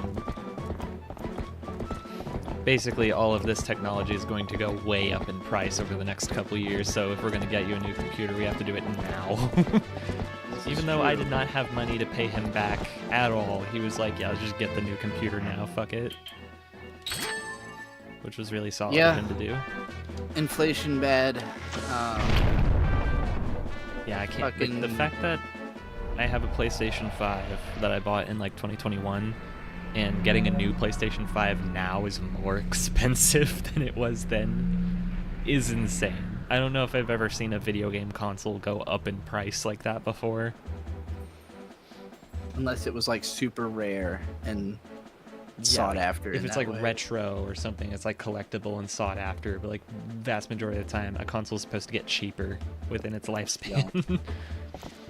But no, those and there's not even a fucking it's got 2 exclusives on it. If they try to come out with a PS6, I'm actually gonna be mad. It's we don't need any more upgrades. Just make use of the technology that already exists. Just give us better software. Yeah. Especially since the technology is kind of stagnated, for it's plateaued for a while. I'm trying to think now, what was I doing on the days other than Friday and Tuesday? Saturday. Did I do a live stream on Saturday? I don't think so. Maybe Bird streamed on Saturday? But oh yeah, because he had the day off and he doesn't usually, so he streamed like all day on Saturday. That was fine. Bird, if you don't know, my husband Bird, he's playing games on Twitch and on YouTube. Bird Friends Play. It's the channel. He became a Twitch affiliate. He's got like 8 subscribers already, which is pretty sick. Damn. And yeah, he's been playing Assassin's Creed Shadows, which is fucking sick. Like actually awesome. Really? Is that the one that's in Japan, or is that a different one? Yes. Okay. Yes, it's the Japan one. And like, because it is set in, you know, samurai era Japan, aesthetically it resembles like Sekiro or Nioh, but it is graphically so much superior to those games that it's like, which those are like, particularly Sekiro is like one of my go-to best looking games. You know, like I love the architecture of that period of Japan, and Sekiro has like amazing art design, amazing level design. And while I can't say that like the movement mechanics are as interesting in Assassin's Creed Shadows, the world is just fucking beautiful. Like everywhere you go is like, this is the coolest looking shit I've ever seen. It's incredibly immersive and lifelike. The cutscenes are a little wooden, like the character animation's a little wooden, but like when you're in the game, it's just like, wow, this makes me feel like I am actually in ancient Japan. Like, It really makes you feel like you're Batman. Yeah, for reals. It makes you feel like you're Yasuke or Naoe. Hell yeah. Also, so that's the other thing. Like, I had wanted to play Ghost of Yotei because I'm like, oh, you get to play in ancient Japan and you're a cute girl, you know, like that sounds like my kind of speed. But after seeing Assassin's Creed Shadows, where you also play as a small woman, you know, in ancient Japan, Ghost of Yotei looks way worse. Like, Really? Like graphically, not nearly as cool. And like I watched some people streaming it the other day for just a few minutes, and both streams I clicked on had like person is staring at a wall, and there's like the Uncharted like yellow brick, you know, like climbing shit. The bird shit And I on was the just like, wall to mark ooh. that you can climb it. Like, this looks so gamey compared to Shadows, where you can climb fucking anything because it's Assassin's Creed, and it's just like the world looks real. So yeah, it immediately made me soured on my desire to play Ghost of Yotei, just like looking at it by comparison. That surprises me, because I thought Ghost of Tsushima was super pretty, and I have never enjoyed an Assassin's Creed game. Which ones have you played? I tried playing some of the old ones. I mean, I just don't like the look of any of them, really, from what I've seen. But, yeah. I remember, like, way back in the day, I tried playing Assassin's Creed 2, and it was poop from a butt. They have changed substantially over time. I believe that. And also, like, different ones are often made by... Because Ubisoft has, like, 30 studios. Like, 30 or 40, like, in-house studios. So, like, different studios will make different games in the series and stuff. And, like, Bird started playing them with... Because, like... So, from how I remember it, the first one, like, was a popular game, but not that critically well-loved. The second one, people really liked the story, because, like, Ezio is a really cool main character. And that one had 2 direct sequels. The third one was set in, like, Revolutionary Era America, and I heard that one was fine. But then Assassin's Creed 4, Black Flag, is the one that people, like, lost their shit, like, this is the greatest game ever. Because you're a pirate, and you have ship-to-ship combat, and a lot of the game is, like, just being on a boat and doing boat stuff. And it is considered, like, the pinnacle of boat combat in games. Interesting. That one's getting remade in July. Like, a remake's coming out in July. Okay. And so, like, the hype around that has led Ubisoft to, like, put all the other ones on sale. So Bird, one of his first video games he ever played probably was Black Flag, and he loved it. And so he's kept up with the series since then. And his impression was sort of like on and off of thinking that they're like there's certain ones he thinks are amazing and certain ones he thinks are just okay. But he had not played the last two, which are Mirage and Shadows. And Mirage is like set in Baghdad, and Shadows is set, of course, in Japan. And so he bought them both and started playing them like back to back. And like Mirage is like more so like the experience of early Assassin's Creed. Like it was a try to get back to basics, like more gamey game.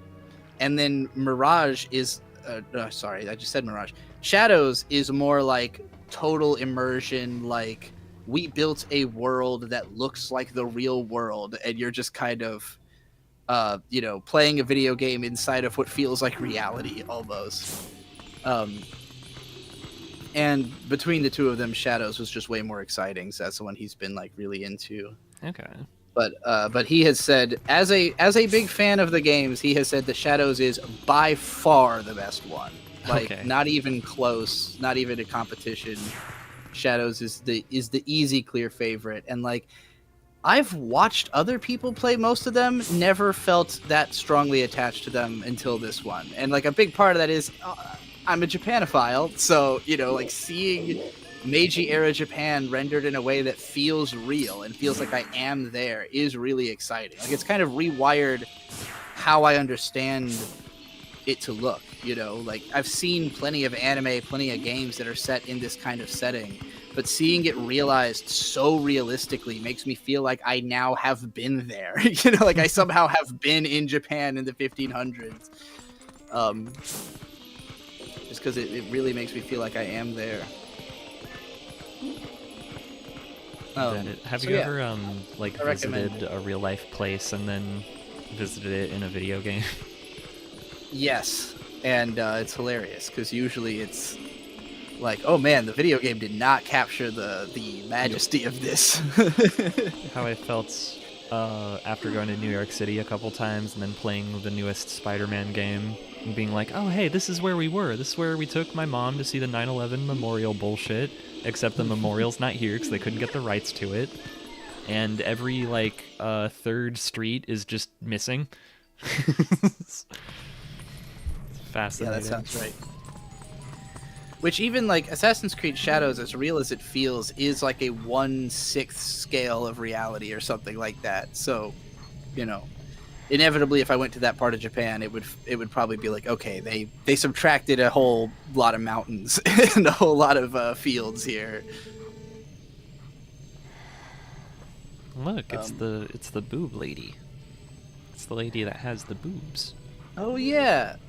So shout out Golden Butterflies podcast. We were going to originally do Slime Dolls on Monday, and maybe we will next Monday? Question mark.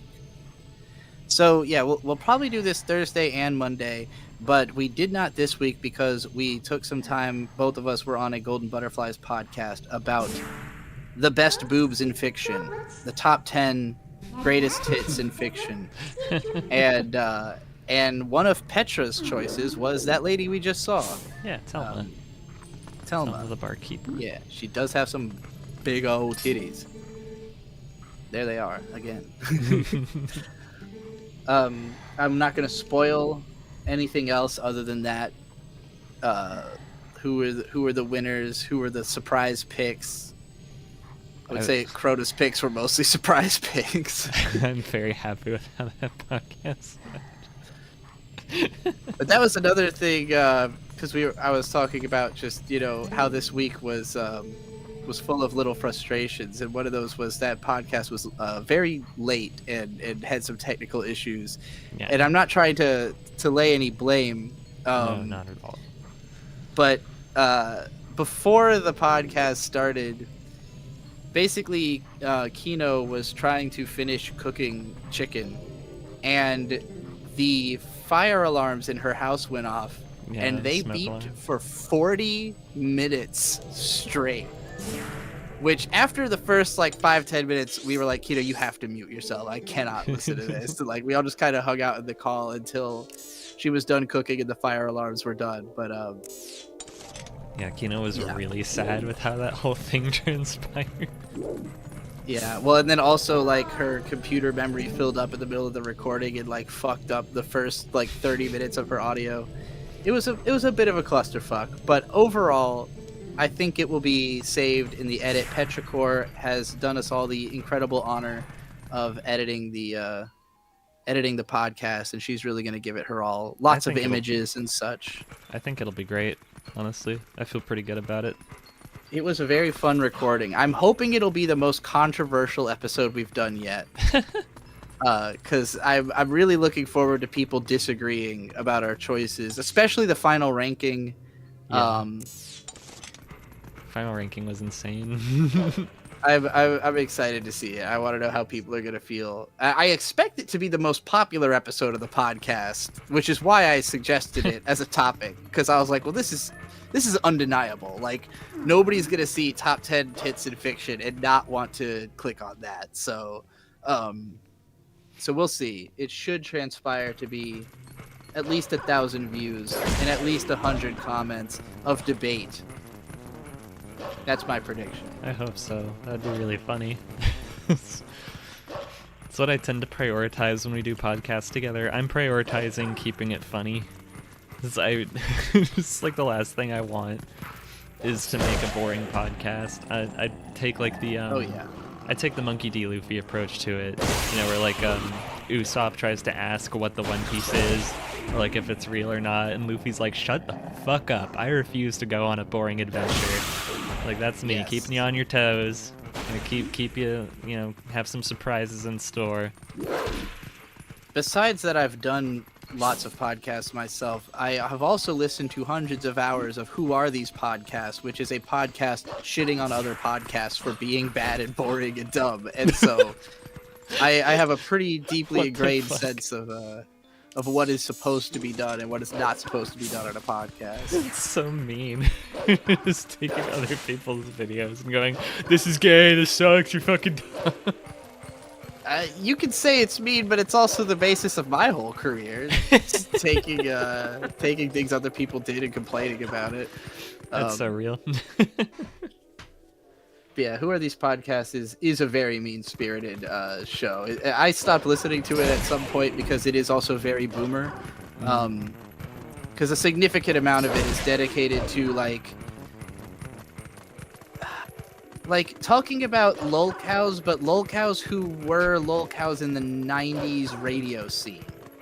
Like a lot of it is dedicated to like the fallout of like the Howard Stern show and like what's it called, Opie and Anthony, and like all that shit's before my time. So like I know about it through Who Are These Podcasts, but I don't have an emotional investment. And like as it's gone on and they got more and more involved in that world, it just became like the audience of that show is like older millennials or like late Gen Xers for the most part, and it's a little hard for me to relate to that crowd.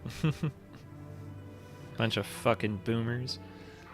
Yep, it is a deeply boomer-coded podcast. Can't say I'd recommend it to much of our audience, which is very zillennial.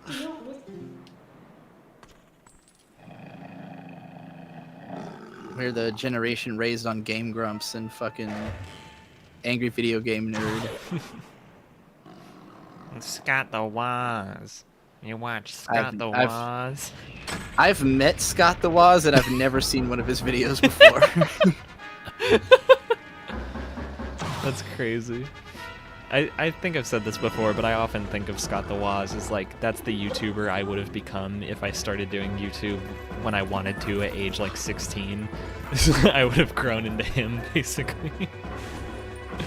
He's just kind of like a charming, funny, talks about video games guy, right? Like, yeah, like I think of him as like the Gen Z equivalent to angry video game nerd, where like, being exhausted with the whole angry reviewer thing, it's like, yeah, let's bring back some positive energy into this and just be a nice guy who likes old Nintendo games. But now the old Nintendo games are not NES, it's Wii and GameCube, because he's a Zoomer. But I like it. I like his secondary channel, Scott Stash, where he just fucking info dumps about Nintendo stuff he likes.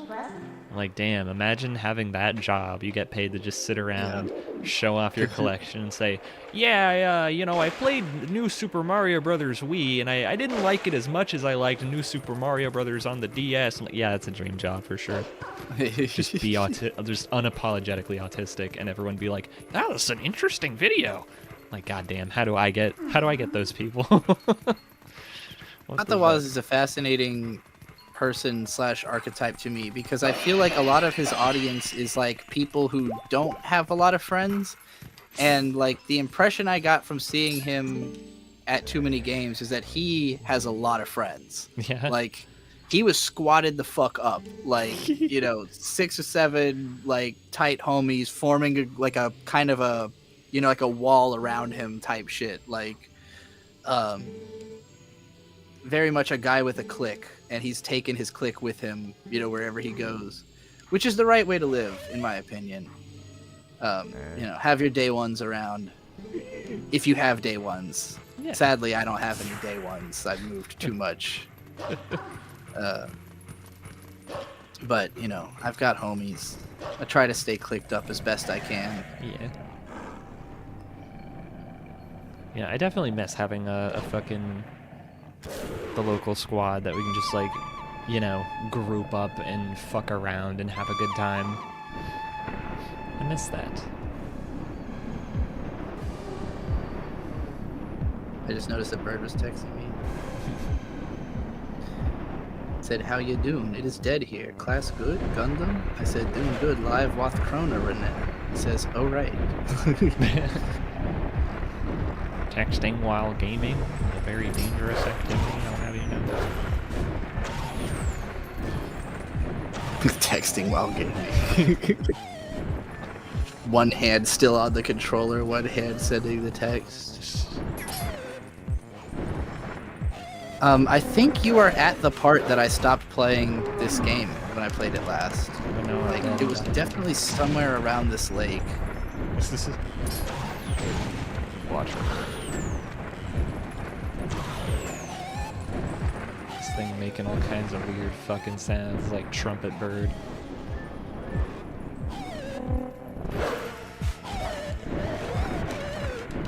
It sounds bizarre. I swear it didn't sound like that on console. This is strange. How do I fucking hit it? No, don't warp. Fucking tell me what to do. Stop fucking... I'm just trying to skip the text. Talk to Midnight, you fucker.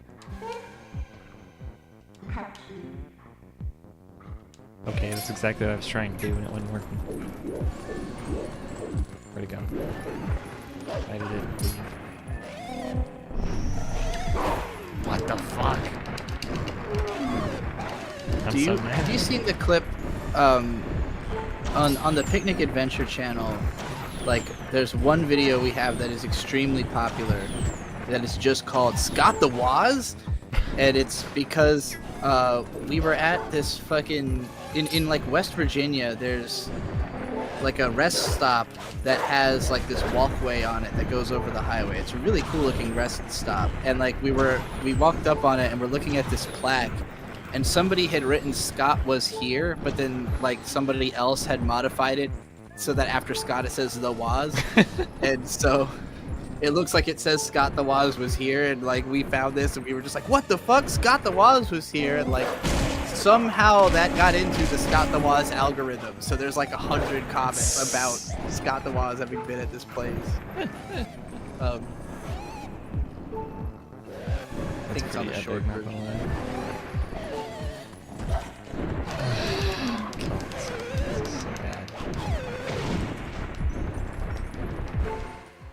This guy seems hard. He's harder than the fucking boss of that dungeon. It's just jank. It's like... I don't know what the fuck. I could easily see this literally being what caused me to stop playing. Like getting frustrated at this shit and just be like, I'm done. This motherfucker is cheating! Like, what is that? Why can't I hit it? Just making fucking Godzilla Rodan noises at you. Also, its face is fucking horrifying. This is like a bloodborne creature. I just noticed there's like a guy riding on it too. I didn't This is fucking crazy. put that together yet. Die. It'd be nice if he had arrows or something. You know. There. Jesus. All right. Fuck. Awful.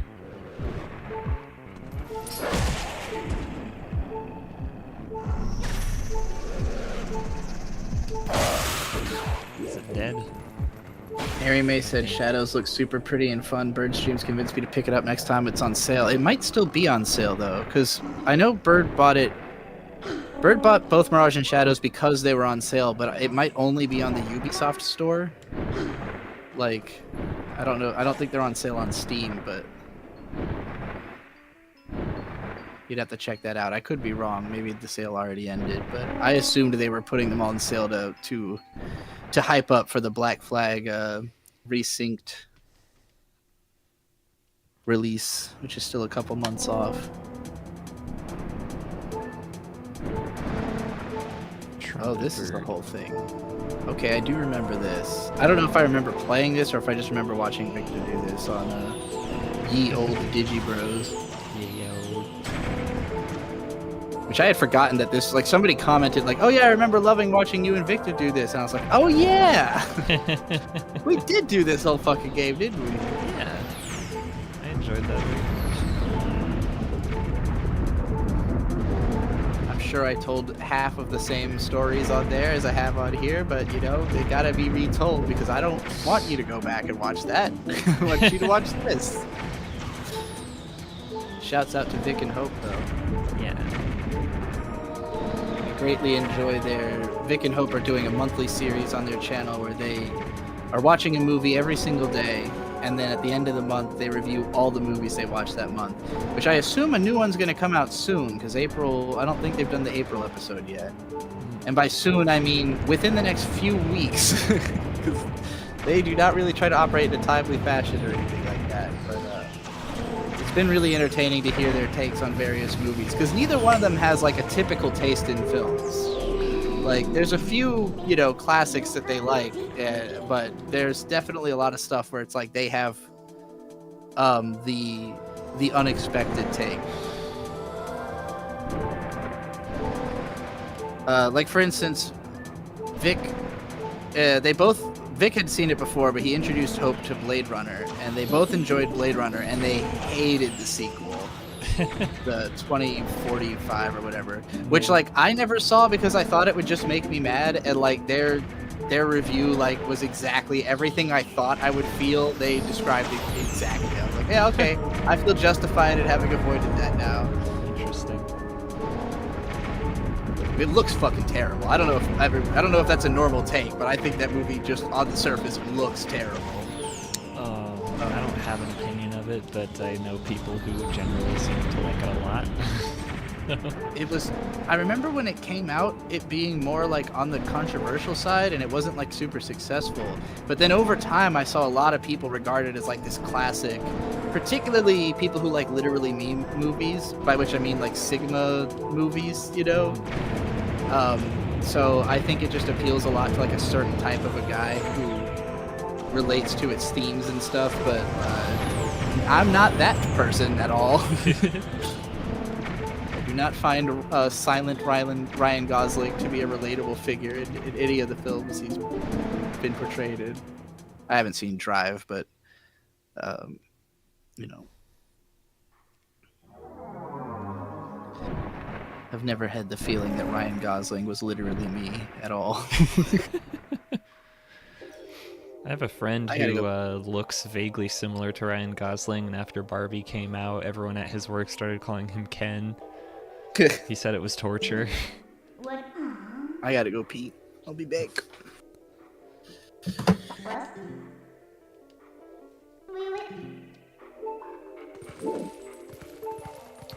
I'm confused because I'm out looking for Zoras and shit, but I don't have the thing. I don't have the thing to catch all the bugs. Am I supposed to come through here multiple times?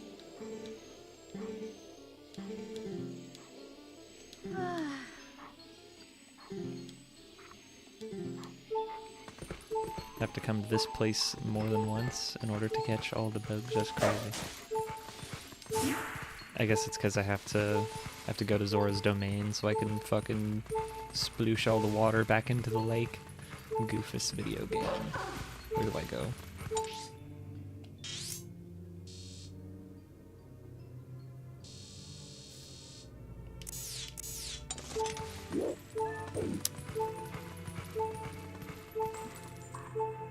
I just remembered something I wanted to talk about, although I won't have that much to say, but there's a new game that just entered early access today that I very badly want to play, called Alabaster Dawn. Have you seen this? Have you heard about this? No. What is it? Have you heard of Crosscode? Maybe. I don't know. Okay, I'm going to give you the most emphatic game recommendation I've ever given you for Shit. Crosscode. Give me homework. I have to write this down. So, there's this developer called Radical Fish. It's a small team, I think from Germany, and their first game they ever made was called Crosscode, and it was one of these like 7-year development cycle games. It very much resembles, like graphically, a Super Nintendo RPG, but like more modern. And the gameplay is super unique in that you have both a gun and a sword, and so you've got like really in-depth Souls-like but in 2D like sword combat, but you also have an aimable gun, like aim it in any direction gun. And the gun is used a lot for different types of Zelda like style puzzles. Describing Crosscode would be difficult because it is a very complicated game in the sense of its narrative, where like it's set inside of an MMORPG, but it's not an MMO, you know, like, but it mimics a lot of the mechanics of MMOs in its world building. But like, your character is something like a sentient AI, or it's kind of a spoiler, but like your character is like not a real person, but you exist as a thought entity inside of this MMO. And so like you've got like friends with other players, and then like mysteries surrounding your own existence and what's really going on in the game. And like, so you're interacting with the narrative on the meta level while also interacting with the narrative of the MMO. Like, you know, your character is doing the story of the MMO while also experiencing their own personal story and like the friendships with other characters. So it's got a really layered meta narrative that is super fun, really well written. The character interactions are like some of the best writing of like how people, like how online friendships develop and play out that I've ever seen. Like, I think that's the part that would really hit with you. Yeah. And then also like the world is just crazy dense, because the way it's built is that like the level geometry is where like you can jump a little bit, and so there are ledges kind of stacked in a way where it's like you'll jump onto a ledge, run around, and then find a place where you can get up to the next layer of that ledge, if that makes sense. Does that make sense? Say that last Like, part again. Imagine if this room had like a bunch of cliffs in it, right? And like you can climb up like a chest high level of the cliff. Okay. And then like if you climb up to that chest high level, you're looking for like the next place where the cliff is at chest height so you can keep climbing up. Does that make sense? Yeah.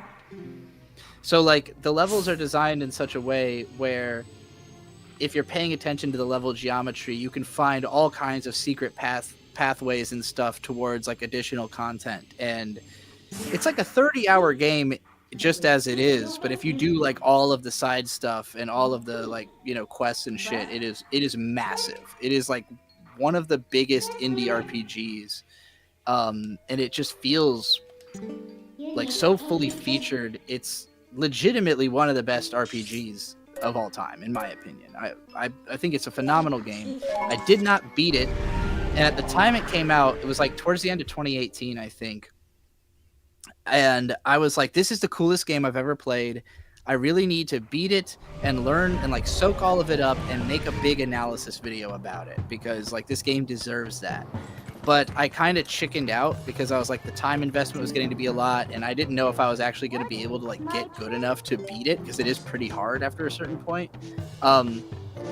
And so I did not end up making a video about it, and of course somebody else did, and the video fucking did massive numbers, and it became like famous indie game.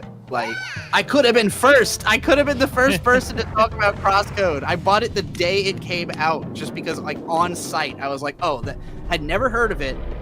Just saw it on the Steam release page, and it was. There's only been 2 games that had this effect on me: Crosscode and Caravan Sandwich, where both of them like. I saw it on the Steam page and just went, oh, that's clearly for me. Like, that's a game made just with me in mind. And bought it instantly and loved it.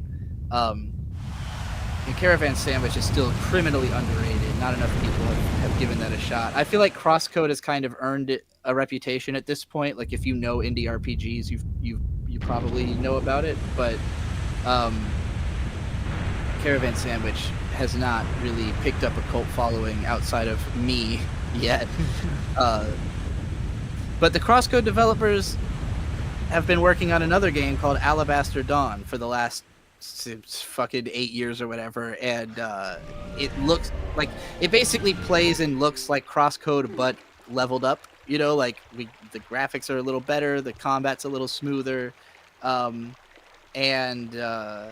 I played the demo for it yesterday, and it was really fun. And again, it has released now in early access today. I would have bought it already, but I don't have my fucking debit card yet. So I'm gonna try to figure out when I can stream that. Like, I want to work it into my schedule somehow, maybe on Saturday or something, because I want to generate some hype for it. It seems like a very hope-filled game, which Crosscode was super hope-filled, super sincere, and like. That's another reason I think you'd really like it, because the storytelling is like the way the characters are. It's like there's a lot of characters who are just like genuinely great people, and you feel like, wow, I want to be friends with these people for real. They're just so good. It feels like it's made by people who know what good communication looks like. And Alabaster Dawn is like, it starts off with an apocalyptic event where your character is like wakes up from a shelter and goes outside, and the whole world is like fucked, and like, you know, your village is fucked and everything's fucked up, and then you beat the first boss and your village is restored, and like everybody's back and everybody's having a good time and they're all really thankful to you, and it's like, oh, this is like a reversal on the whole village gets destroyed at the start of the game. Your village gets restored instead. Like, so yeah, it felt like, oh, okay, this is like taking the doomerism of RPGs and totally reversing it and making it like rebuilding, which sounds like Terranigma, which we talked about on the last show. So I'm betting it takes influence from that. Yeah, it seems really sick. Definite recommend. Yeah, I'll definitely be checking that out. That sounds very up my alley.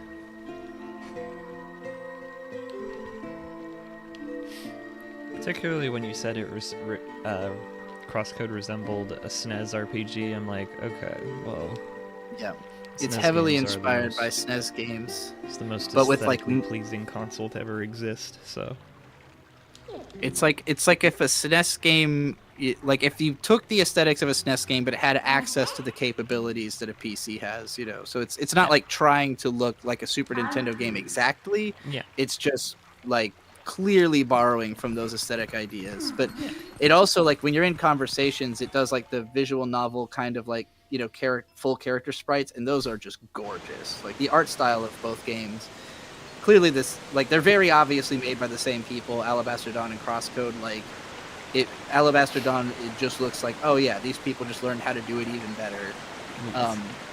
From what I've played so far, though, Alabaster Dawn is way more straightforward narratively. Like, Crosscode hits you with a lot of ideas immediately, and it takes like a few hours before you fully understand the scope of the game. Which maybe that's true of Alabaster Dawn as well. It just doesn't feel like it. Like, it feels straightforward, and it's probable that as I go, there'll be way more to it than what it first seems, but it's not as overwhelming. But yeah, cannot recommend Crosscode enough. It is super, super, super unique and super good. Simid is here and said, Trixie and/or Miss Gigadonk, have you heard of Mr. Sleepy Man? It's a Majora's Mask-like with the surrealist comedy stylings of Xavier Renegade Angel. That sounds whacked the fuck out. I've never heard of that. Have you heard of Xavier Renegade Angel? No. Oh, really? Next time you're here, we'll watch some of that. It's Okay. it's an Adult Swim surrealist show that is like, it's all in CG with like PS2 looking graphics, and it's, how would I describe Xavier Renegade Angel? It's essentially nonsense. You know what? I can't describe it. You'll just have to see scenes from it, and you'll be like, oh, okay, I see what this is. It's a very trippy show, like a very trippy comedy, a very mental comedy, if you will. It is my turn to go pee, so I'll be right back. Still have not ever watched all of Xavier Renegade Angel. It's only like 2 seasons, but I've just seen like a few episodes and a bunch of random shorts from it. But there are some legendary scenes in that show. I would say it's hit or miss with its comedy, but when it hits, it really hits. I would categorically put it in the same place as like 12 Ounce Mouse and Super Jail, as like just what the fuck am I watching type shows. I've always been more of a 12 Ounce Mouse fan, though.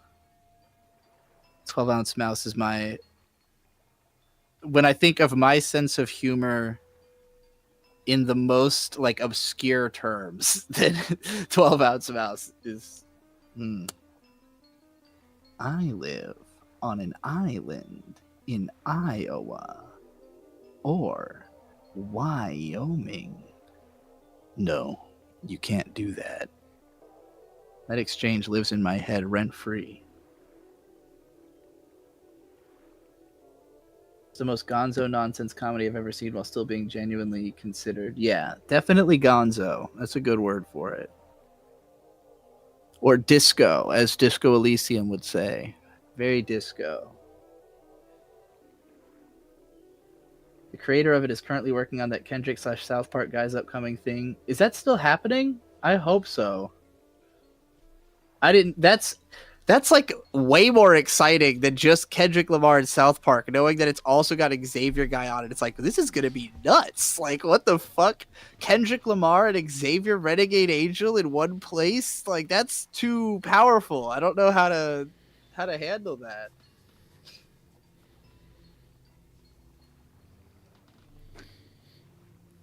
South Park is fine, but Kendrick plus Xavier, that sounds nuts. I returned with a cat. I have so with Pseudo Regalia, I fucking it wouldn't read my controller when I tried to play it, and I need to get. I really need to buy this like tonight because I keep forgetting. But like I have several Xbox One or 360 controllers, but I have no of the proprietary fucking cord that they use, because for whatever goddamn reason, every Xbox controller has like that little nub that like the, you know, the cord has a groove in it that slits through the nub, and if you don't have that groove in your cord, do you have any Xbox controllers, Chrono? No. Okay, well, so the Xbox 360 and the Xbox One controller, they use just a standard like micro USB cord, except that it is designed in such a way that most micro USB cords are too big to fit into it. So if you don't have the proprietary one that fits into the slot, you cannot just use... I have fucking 30 micro USB cords. None of them will fit into my Xbox One controller, and Jesus. I don't know what happened to the proprietary one. So... Which, like, the Xbox One controller is a great fucking controller. It is the perfect PC controller.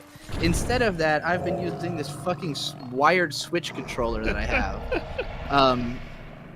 Which, like, I don't know, fucking Toho reads it, but Pseudo Regalia didn't last time I tried, I think. I might have got it to work once, I don't remember, but Because I think when I tried to do it on stream last year, I was trying to do it with Switch Joy-Cons, and that was not working. Maybe this would work, but yeah, I just haven't gotten over the 1-foot barrier of making a controller work with the game. But there's a YouTuber I have followed for a super long time called Hyperbit Hero, who recently did a video about Pseudo Regalia that convinced me I needed to hurry up and play that shit. But Making super fun.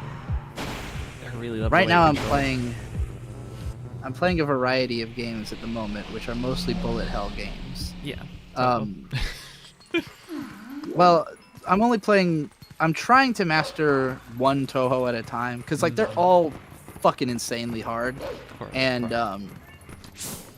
like I figured if I could just beat one of them, I will have developed the skills to move on to the next one. So I'm trying to master Perfect Cherry Blossom, which is like the second of the main games. It's fucking hard. I have made it to, there's 6 stages. I have made it to level 5. I have not made it to like the boss of level 5, but I've made it to level 5. But getting to level 5, particularly the 4th stage of that game, is just fucking brutal. And like you don't get a lot of lives, you know, like it's not even that the game is hard as much as it is punishing, where it's like if you die a couple times you're done, you know. And like you can use continues, but even then you only get 3 continues. And so I have not made it to level 5 without using all of my continues and running out, you know. Because like true completion of those games is considered doing it without a continue.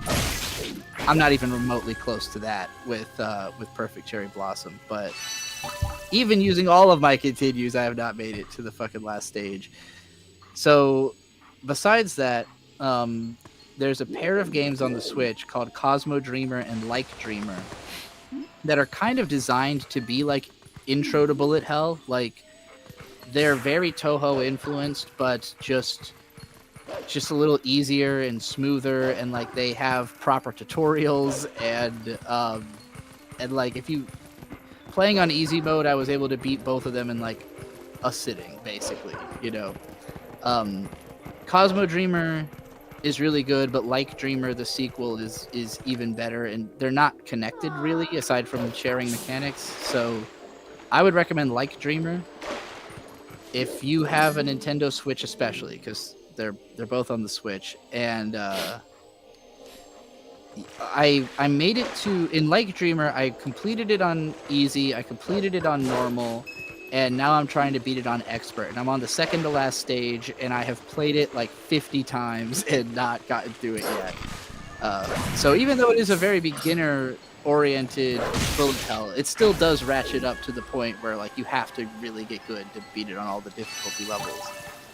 But yeah, I've been greatly enjoying Like Dreamer and Perfect Cherry Blossom. And then I also, on my phone, played Dodonpachi Daiojo, which is considered by some people to be the best bullet hell game of all time. I greatly enjoy it. I did clear it 1 continue on normal difficulty.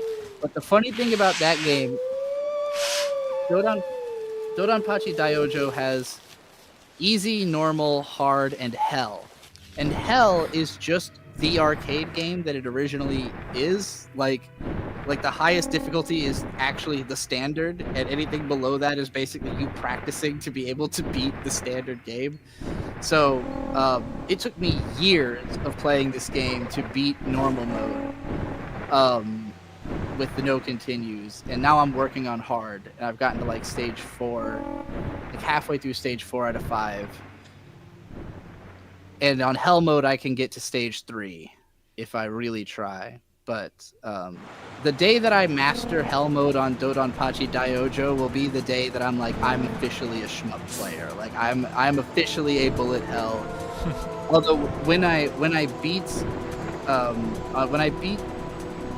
Like Dreamer on the second difficulty, the ending screen says, "You're the Danmaku Queen," and I was like, "Yes, I am the Danmaku Queen."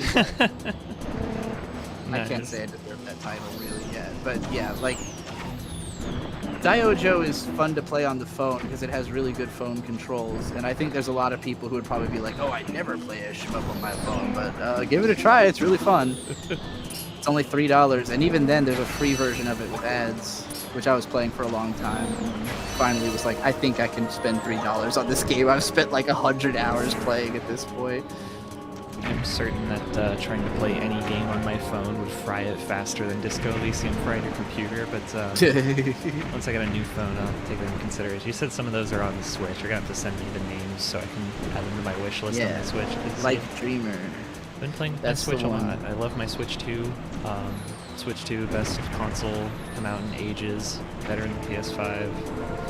And cheaper, too. I don't know shit I about have Toho, considered the thing about all the newer consoles is just like there's not enough like games I need to play to make me think, oh, I have to spend all this money on that. Like, there's yet to be a killer app for me on the Switch 2.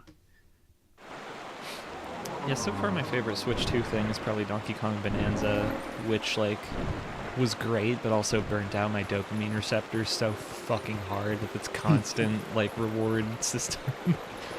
Yeah. Every 5 seconds getting the dopamine hit of "Ooh, banana." Collecting 1,000 fucking bananas over the course of like a month was crazy. I think that's part of the appeal of like the bullet hell games to me is that like they have constant stuff happening. Like you're always having to give your full concentration. It's just like pretty lights and cool music and pretty lights and cool music, but then you fucking die like a lot. And so it's like that perfect balance of like, this is the most fun I've ever had, and now I'm pissed. This is the most fun I've ever had, now I'm pissed, you know. I guess it's like gambling in that way, but you know, don't have to spend your money, so it's better. Simid says, Ms. Gigadonk, have you seen the 3-hour Tears of the Kingdom Sucks video by Skitty Bitty? They talk a lot about your same gripes you mentioned having with the game. So, funny thing, after I griped about Tears of the Kingdom on stream, I did actually get a few Skitty Bitty videos in my recommended feed, and one of them was unwatchable because it was like her doing a response video to some guy. Not like a big YouTuber, just some guy who's like on his bed with a camcorder saying, here's why I think people are wrong about Tears of the Kingdom and why it's actually good.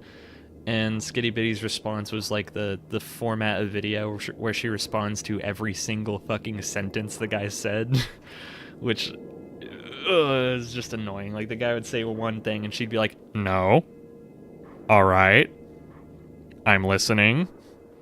Disagree, but okay. And it's just like go through the whole fucking thing. I can't watch stuff like that. But her main like 3-hour long video, like why Tears of the Kingdom sucks, it was so jarring to listen to because I agreed with just about every criticism she had. She just feels so much more strongly about it than I feel is necessary. Like, said she's very autistic and it shows. Yeah, that was the vibe I got. She's like, I hate this game so much. I've been talking about it with people for the past year. I've organized all of my thoughts into this 3-hour video. Let's fucking go. This game's a piece of shit. And I'm just like, yeah, like those are all like, those are problems and those are flaws and those things did bug me while I was playing it. But I've gone back to Breath of the Wild as of like a couple days ago, and I've been just trying to like finish the DLC and all of like the side content, like all the shrines and everything. And in doing so, I think I have come to appreciate Tears of the Kingdom more, which is really funny. Like, yeah, it has a lot of problems, but like, I really have to appreciate, I was having a ton of fun for like most of it. It's just, I don't know. It's like playing the most fun fucking game ever, but just having these little irritants just shackled onto you, just bugging you at the back of your mind the whole time, which is not a bad video game. It's just Skyward Sword, which is also something I played within the last week. I just played Skyward Sword on my Switch, and I feel like that's another game like everyone shat on Skyward Sword really fucking hard when it came out, and it kind of got a reputation for being like the worst Zelda for a long time. It's like fine. Like it's not, it's got problems, it's not perfect. Like it's like fun. I don't know. it's kind of wild to me, like, at this point in my life, even knowing that I've been this person, like going on so much about something you don't Yeah. it's just I feel like you're just perpetuating the cycle of you continuing to be upset about it. Yeah. And I understand feeling like I want some catharsis for I experienced this, I'm gonna talk about it. But like when you make a video about it, you are now shackling yourself to having to talk about that thing with other people, possibly in perpetuity. Like, It's true. especially if you're shitting on something other people like, it's like you're gonna have to hear about that for as long as you continue to hold that opinion. And now you're not just gonna be mad at the game, but you're also gonna be mad at other people who you had never would have had to even interact with if you didn't, like put this out there. And it's like, didn't you already waste enough of your time with the original experience? Now you're gonna double down and make it a waste of all of your time, Yeah, I don't know. Like for me, it's like the frustrations and the anger, like that stuff goes away sooner or later. And like, yeah. I'm gonna remember the fun stuff, Like, I feel like it's easier to articulate what's bad about something than it is to articulate what's good about it. But like, I still remember how I felt while playing the game. And like, I just was having a great time through most of it. Like, I don't know what else to say about it. I think Skitty Bitty's criticisms are very well considered and well thought out. And like I said, I agreed with a lot of what she said. I was just like nodding my head and being like, yeah, I just don't agree with how pissed off you are. It's like, I'm not pissed off about Nintendo games, It's one thing, like, because I know I've done the caustic critic thing before, but there are two important details about the way I've done it that I feel like sometimes get overlooked. One of those is that I always reassure you that if you disagree, that's great. Yeah. Like I don't need you to think the same thing I do. And the other part is I always try to keep it funny. Like I'm playing up that I'm mad. I'm not legitimately like, fucking fuming about the fact that I had to watch Sword Art Online or whatever. Like, it's just really funny, like to lean in on it. I mean, I wouldn't say like Skitty Bitty was being toxic in any way. I think she, like, it just from listening to her voice in those videos, it sounded like she was smiling while shitting on it aggressively. Okay. Like, So she's that's having one, like, just the joy of being a if hater. you're, Is if what you're it's having fun, then that's always gonna be easier to get along with. Because I've seen plenty of videos where it's just like people are like legitimately mad that a thing was not good, and it's like, why are you so upset about this? Yeah. Like, do something else that's fun. Like, calm down. Yeah. At some point, I did tell my YouTube algorithm to stop showing me Skitty Bitty just because I just don't appreciate how she responds to other people disagreeing with her. Like, she'd start the video with this long preamble of like, nothing in this response is a personal attack, and you shouldn't harass this person. I'm not actually mad at them for anything. Now let's get on to the fair and honest criticism, and then she'd just be really snarky and weird and rude through the whole thing. Yeah. Like, that kind of discounts your whole preamble because you're basically reacting to this guy as if he's a dipshit. It's like, Yeah. it's okay to think he's a dipshit, but like, I don't know. I don't like the idea of responding to another YouTuber and being like, what a dumbass. Like, they're gonna see that. I don't know. How do I get back to a place in life where I make opinions that piss people off enough to give response videos that I can give response videos to? I want to be in that ecosystem. Show them how it's done. If I ever get a response video, I just hope it's like a good video and not, snarky or condescending or cringy. I would love to open a dialogue with other creators online. I just am not interested in like drama, Yeah. or like debates. I really don't want to do like debates. Oh God, no. Shit is cringe. I do miss. I have a hard time figuring out like what is in the zeitgeist that would appeal to me, or even not appeal to me, but just like in a way that I could talk about. Lately I just feel like I'm in my own world, and it's hard for me to figure out what's going on in the rest of the world, Like I don't know what's like really cooking in the autism dissociative anime gamer nerd sphere at the moment. I never know. I never know what's going on outside of my precious Discord server. What would you say is the last like thing that like you? I guess right now, Amazing Digital Circus is a big deal, but I feel like that's more with younger, Yeah, guys. like a younger generation. Well, a lot of the people we know are watching it too, so I just don't feel like we're as emotionally invested as a lot of the young people are. Yeah, to me, But maybe Digital that's Circus inevitable. is just a good cartoon. It's not any deeper than that. Same, yeah. It's like, yeah, I like it. It's fun. I think it's okay. I think it's very fun But yeah. and very cute. I want to have a better understanding of like what are people hype about. I guess if you're in chat and you're hype about anything, let us know about it. I want to know. I want to know where is your obsession going? How come I must know where obsession needs to go? You know that one? No, I just like stun locked myself because I said Digital Circus is very funny and very cute, and then I remembered that that exact combination of words was something I saw. Like that was how I found out about that video game we talked about last week, Pragmata. Was people pointing out that the tags cute and funny are like dog whistles that predators use to mark games that they find like yeah. Jesus fucking Christ. Yeah, that was how I first heard of Pragmata. Things People can't were just be cute and funny anymore. It's not just cute Gotta and funny. be a pedophile thing. Yeah, they're like posting on their dark web no. forums being like, hey, this game looks like it'll be both cute and funny with like a winking emoji, and I get sick to my stomach. Like, oh god, really?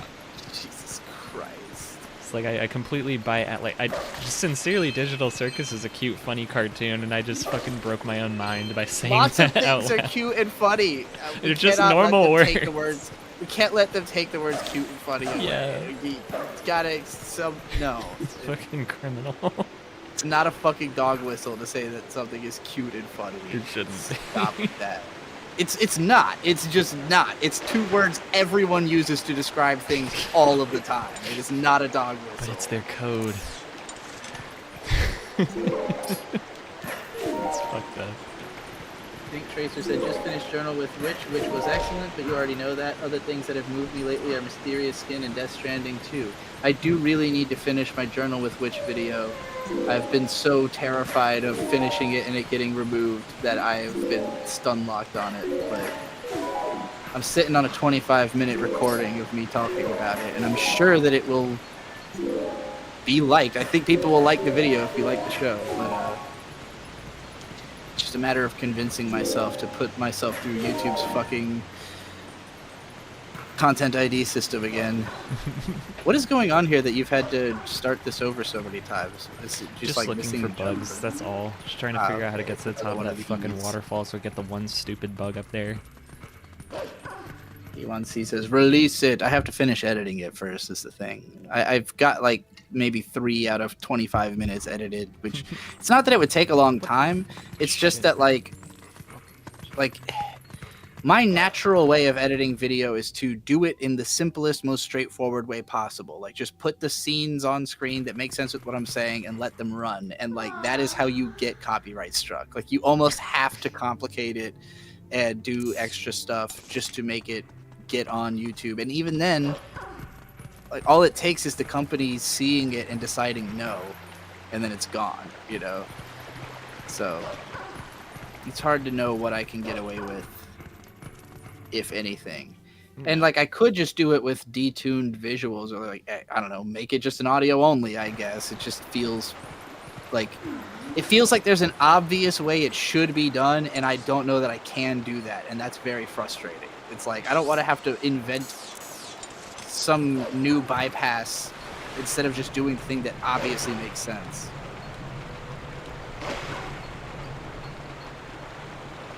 But it is what it is.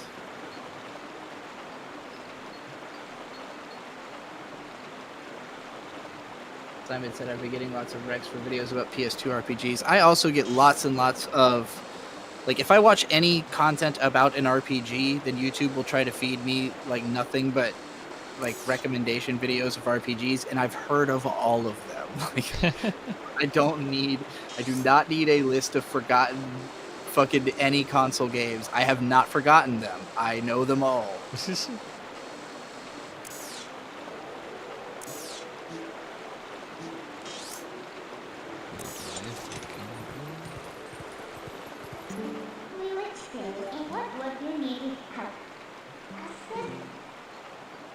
Simon said, I kind of make a point to not engage with Zeitgeist stuff, so can't help there. I guess Slay the Spire 2 is the only haunted thing I've really been into lately.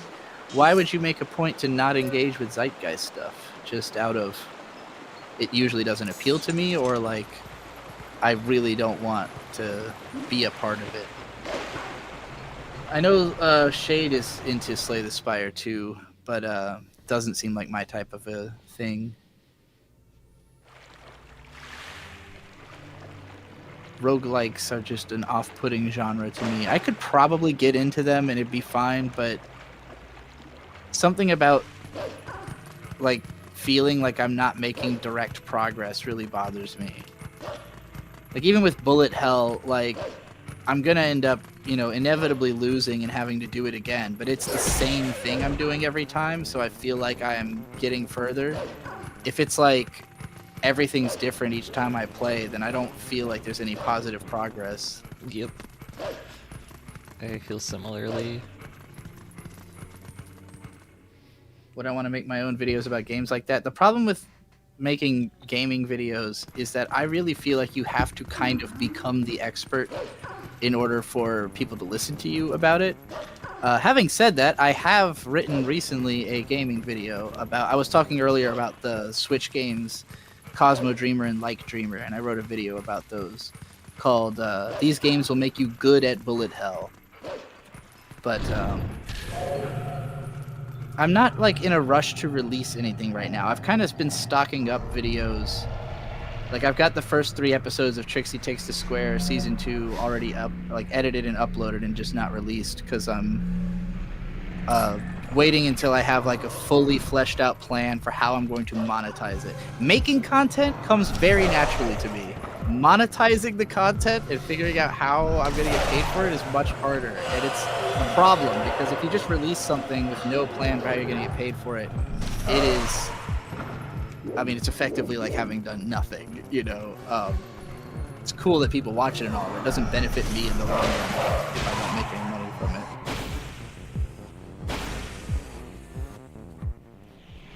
Yeah, I'm also in no rush to release anything right now because, I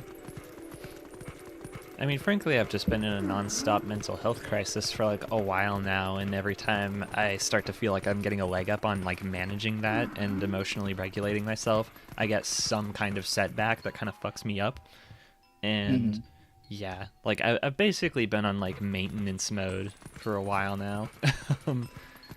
Just to say, yeah, I would say I've been in that for my entire life, and I'm starting to get close to feeling like maybe I can emerge from it. But yeah, similarly, it's like there's always, well, it's not even setbacks for me as much as just the amount of maintenance it takes is overwhelming. Like, if I really strip back to where it's like I'm not going to try to do too much, I'm just gonna work on personal stuff, like it can be fine, but it's also like, well, okay, at some point, if I want to get to where I want to be, I have to start incorporating more, and then like that baseline stuff gets harder to do the more there is on top of that. Like, for instance, right now I'm trying to live stream all the time. Last month I was not trying to do that. I spent like 2.5 weeks just taking care of myself. Felt great, but I was like, oh, okay, I want to move into having, you know, I want to move back into talking to people and having stuff to do and doing streams. But then it's like every time I, you know, do more, there's less time for the, you know, working out and shaving all the time and, you know, all the little things that keep me mentally strong. Yeah. And so it feels like there's always some level of compromise between, you know, something that's going to help me in one way and something that's going to help me in another way. And striking the right balance is hard. Yeah. especially when there's a million things I want to do, you know. Yeah, and like, I don't know. I've just been struggling with, you know, not basically trying to deprogram the way my parents taught me to think about like hard work and effort and responsibility and everything. Because I've come to realize that, you know, I am to some extent disabled, but I was raised and treated as though I were not disabled. And so that caused a lot of like very deeply baked in guilt and trying to just reach deep into my subconscious and rip that out is difficult. Yeah. Especially when like in the midst of trying to do that, trying to like basically talk therapy myself into being more like, into having more self-worth, something happens at my day job that then has an impact on my self-esteem and then kind of like knocks down the dominoes again, you know? Yeah. It's just fucking frustrating. Like, Remate, have not done a video on Crosscode simply because, like I said, I did not beat it. I would have to restart it, and it is a long game.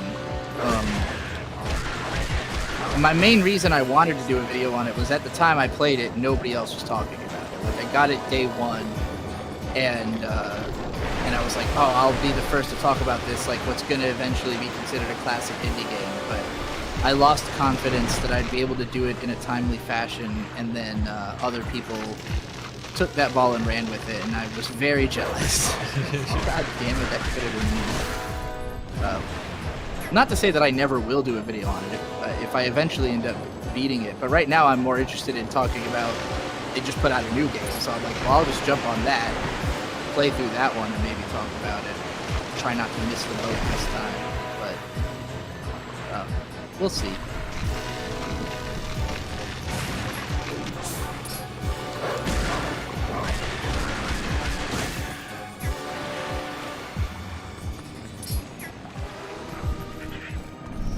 Harry May said, getting into Toho a little bit, is asking Kino for advice earlier on where to start.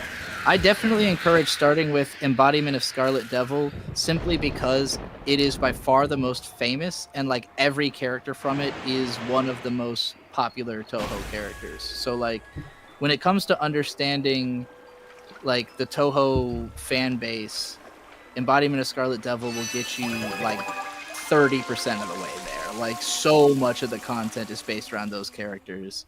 And then the next games right after that, Perfect Cherry Blossom and Imperishable Night, also extremely popular. And then really, like, as like the newer games, each one just has less and less like fan content around it, not only because they are just newer and so there hasn't been as much time with them, but that like a lot of the characters become more popular not because of people going and playing their games, but just the knock-on effect of like consuming the fan content, you know? So like all the characters from Embodiment of Scarlet Devil already had so much fan content that you could be a huge fan of those characters without ever playing the game. So yeah, I would say playing them in order from Embodiment of Scarlet Devil onward is probably the best way. Keep in mind, these games are short as fuck. Like, you can just play, you can play until you fail on all 20 Toho games in afternoon, you know, like, beating one of them takes maybe an hour, and failing to beat one of them typically takes less than half an hour. So, you know, give a couple runs to Embodiment of Scarlet Devil, get as far as you think you can, then play Perfect Cherry Blossom, then play Imperishable Night, then play Phantasmagoria of Flower View, which is the only one I have beat on normal mode, using all my continues, because it plays differently. And then just keep going.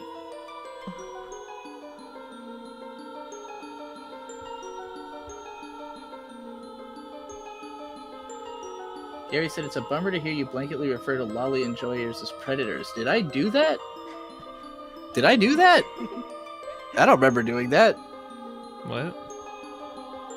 Gary said, it was a bummer to hear me refer to lolly enjoyers as predators. I do not remember doing that. Krona did. What? Did you? I don't think you did.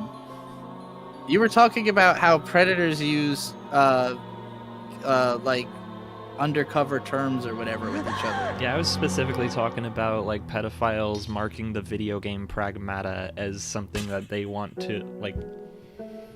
Yeah. Yeah. Pragmata is not lolly. It's like realistic graphics with a realistic little girl character. Yeah. I wouldn't use the word predators, but I would say that if you are into lolly, it is something you should be working on getting out of. Yeah. Like, do the self-work of not having that be a part of you anymore. You said cute and funny's a lolly thing. I just found out about it like 2 weeks ago in relation to Pragmata, which is Cute and funny is normal words, normal people. If your mental association with the words cute and funny has to do with lollies, that is a fucking problem. That is not okay. Change that. Cute and funny means cute and funny. Please. Please. It's not a fucking dog whistle.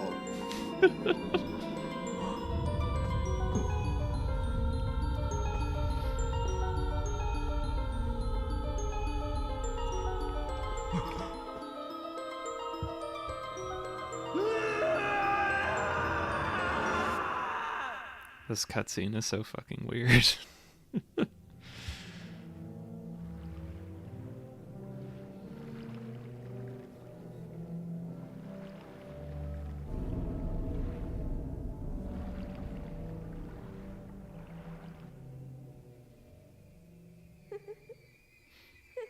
It's not exclusive, just saying they use it. Okay. I didn't know that, so yeah. I'm just talking about a very isolated incident. Everyone uses the words cute and funny. Everyone. All humans. No. What I was specifically talking about was people using the tags on Steam to mark a game as like pedo-friendly or something. I see.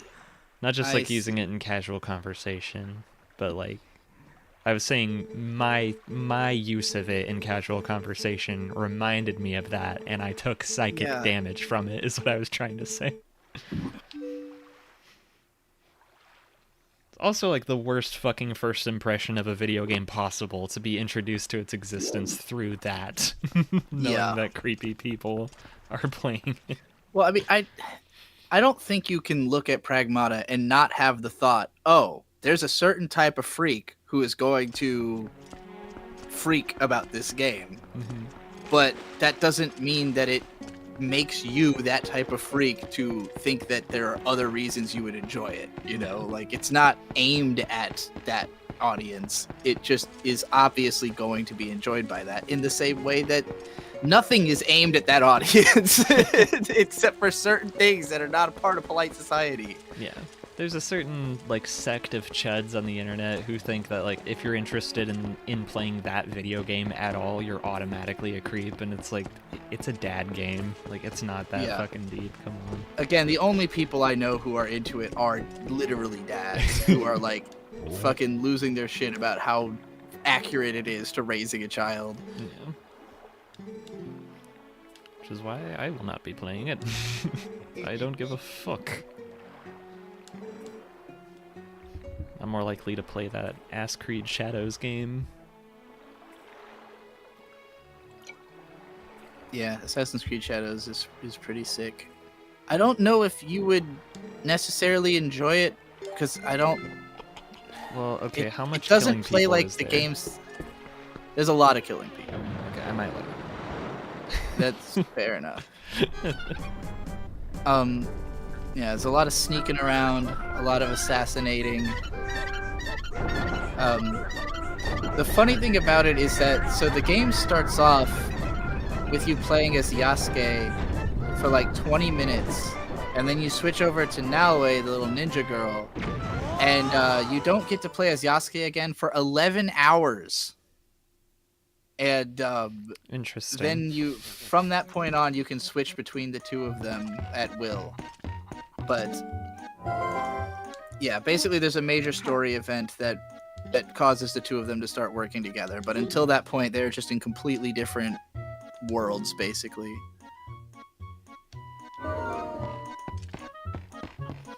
I'm glad that Midna just reminded me what my goal is right now. Very good game. Yeah, to it was a stream lot of over. fucking weird ass Evangelion mindfuck shit going on there. The giant disgusting bug with little gooey tendrils that pop out of its belly made me want to die. It's the biggest and longest bug quest in the game. That shit's over with, and I can get to the real Thank video fucking game. God. Yeah, that's the stuff that makes this game hard to accept for me. Is all of that just happened. Didn't seem especially fun or interesting, really. It's kind of a cool location, but having to go around it fucking searching obsessively for stupid ass bugs is just exhausting. It's all about the atmosphere. That's what saves it. Even when the game is being boring, at least the atmosphere is good. Mid said short stack Goblin Midna is sexy as fuck, though we can all agree. I personally don't find Midna to be attractive as she's like in a sexual fashion. She's cool. I don't know if I'd say sexy, but I think she is really cute, and I love her character design. I like that she's got the fat ass, but also she's like, I don't know, because she has like all the hallmarks of like the big titty goth girlfriend cartoon character stereotype, like what you'd see in a Cartoon Network show, where like every single cartoonist writes their idealistic goth GF as a character. That's clearly what happened with Midna. Like, I mean, this whole fucking game is like fusing anime style with like Western, 2000s edgelord sensibilities. So naturally, we give Link the goth girlfriend. She's got one eye covered by, well, her helmet instead of her hair, but she's got one eye covered up. She's got a fat ass. She's got one fang sticking out. She's just perfect. She just very much appeals to me and my gay autistic cartoon porn sensibilities. Funny, because I remember when I was a kid thinking she was like fucking hideous. I was like, what is this fucking monster? But I think she gets a lot uglier when she turns into her quote-unquote normal form, where she's more humanoid. I just find that character design so boring. Like, she's just a lady? That's it?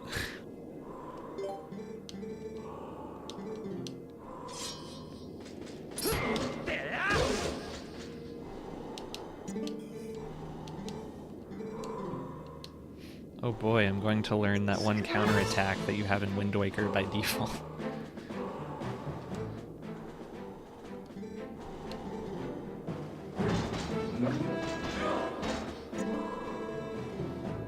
Big Lady Midna is also hot. Let's not get ahead of ourselves. Doesn't do anything for me. I'm sorry. no one in a Zelda game has ever been hotter than Link. Oh, God, I would now say I gotta rack my brain and see if I agree with that. I think Breath of the Wild Link's probably the hottest, especially dressed in Gerudo. Oh, Breath of the Wild Link is actually, he's 17 years old. That means you're canceled. Oh, Jesus Christ. No, I'm kidding. It's okay. He's 117. It's fine. Oh, yeah, you're right. He's got a Inuyasha syndrome. He's got Avatar The Last Airbenderism. You should say Tears of the Kingdom Link, because that takes place, I think, 3 years after? 3 or 4? So, yeah. It doesn't fucking matter, because he's like a cartoon with the body of a chiseled adult magazine cover model. So, Everything about... anything involving age discussion of fictional characters is going to crack me up, on some level. It's pretty cringe. Oh, he's 17 in Hyrule, you say? Okay. I'm just about how the drawing looks, not what his canonical age is.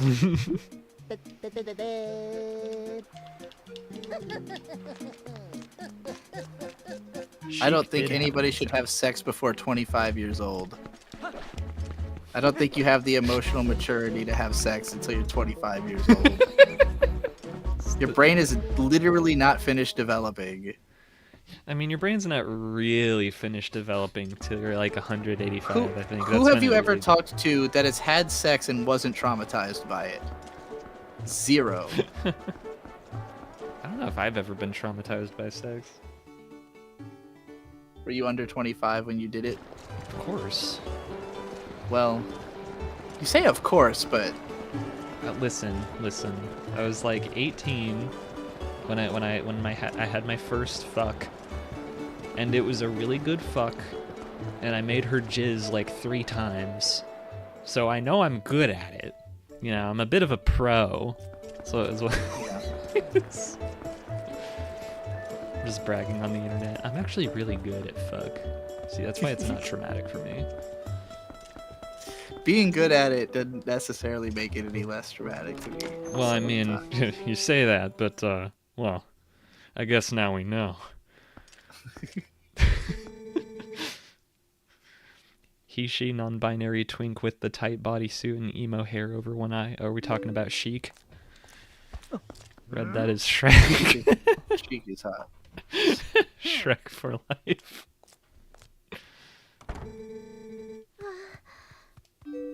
Gary always said Midna's sexy as fuck, but it's got more to do with her personality. I could see that.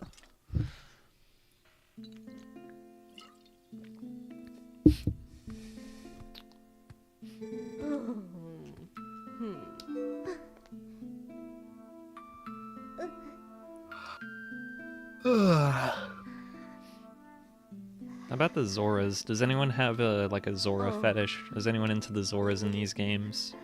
How about the Zoras Zora are girl hot. from Ocarina of Time? The one with the giant head. Zoras are. I definitely remember as a kid being like, Zoras are pretty hot. They're all like naked and shit. What if they all Exactly. smell like fish? Literally. As a kid, I was literally like, they're like naked.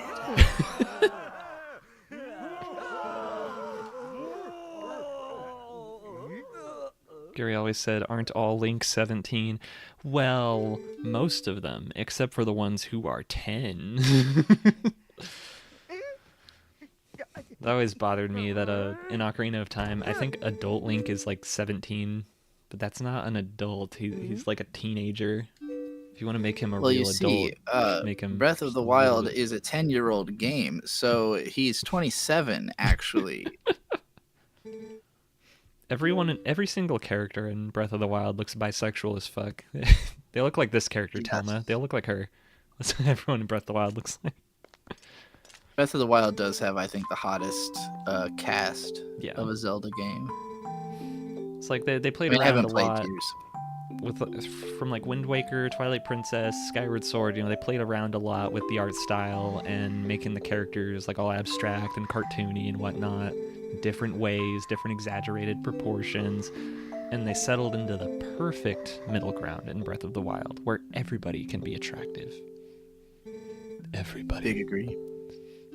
And if you get the DLC, Link can wear the Tingle costume, which makes him the hottest he's ever been, so... The way that fucking cat stares at me.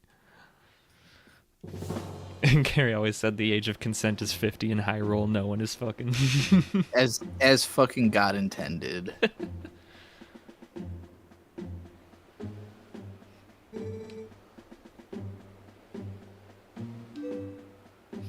Oh yeah, baby.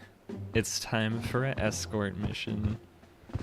Oh, I thought we were out of the bullshit part of the game. I actually don't mind this part. I Well, think it's kind of neat. Most of the time, escort missions are like the worst shit fucking ever. But this one's kind of cool. If they light the carriage on fire, you can put the fire out with the fucking gust boomerang.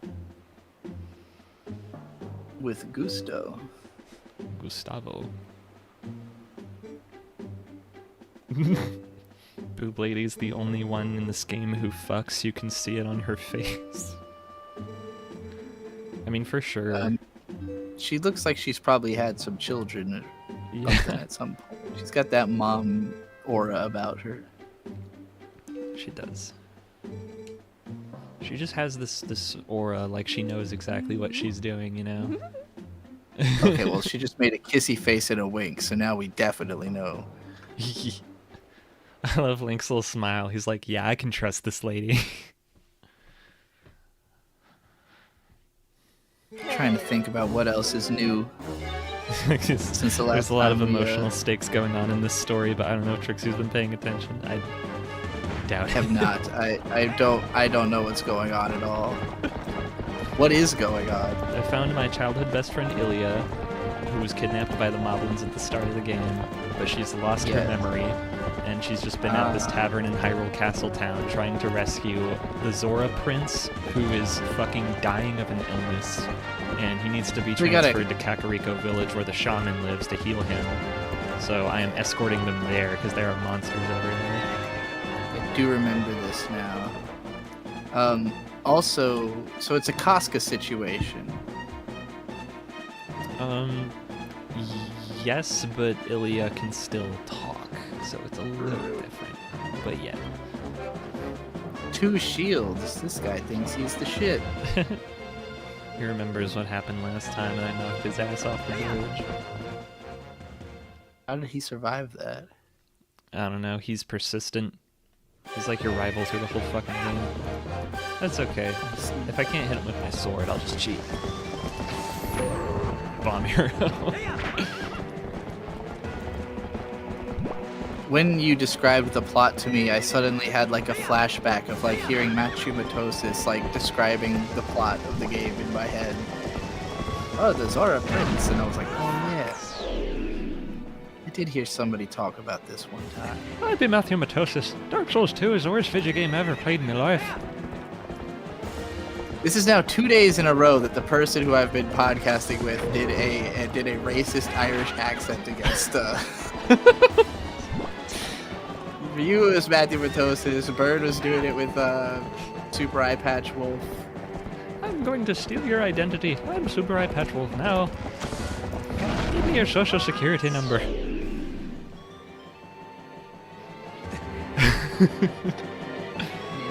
Someone in the chat found it tasteful, so I guess I'm winning. I'm coming out on top. It only sounded like you were doing the Lucky Charms commercial voice, but that's definitely tasteful. Dark Souls 2 is a piece of shit, but you'll never get me Lucky Charms. Oh my god. Is that bad? I'm sorry. We're so canceled. Are we canceled? Did I do as soon as Bird did it, I was just with Super Eye Patch Wolf, I was just like, oh no, that's getting clipped. Super Eye Patch Wolf is cool though. He's cool, but he specifically is not a fan of racism against the Oh, I'm sorry. It's all he gets. Like, you gotta think about, being a popular Irish person. Sucks. If you're a popular Irish creator, you're going to get nothing but Irish racism directed at you constantly.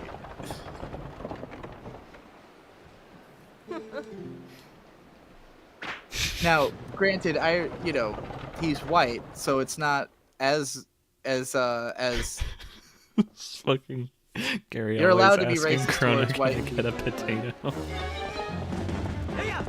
He said the same thing to Bird.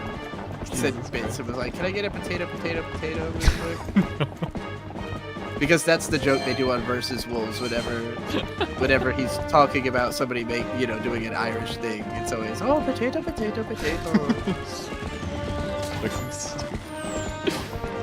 Which that one particularly offends him because it's like the potato famine was like the reason that Irish people are associated with potatoes is that there was a manufactured famine to wipe out Irish people based on their potatoes. It's like a really traumatizing event in Irish history that people are constantly making light of with potato jokes. Yeah, that is why I did not go to the potato. My understanding is that it's actually really bad.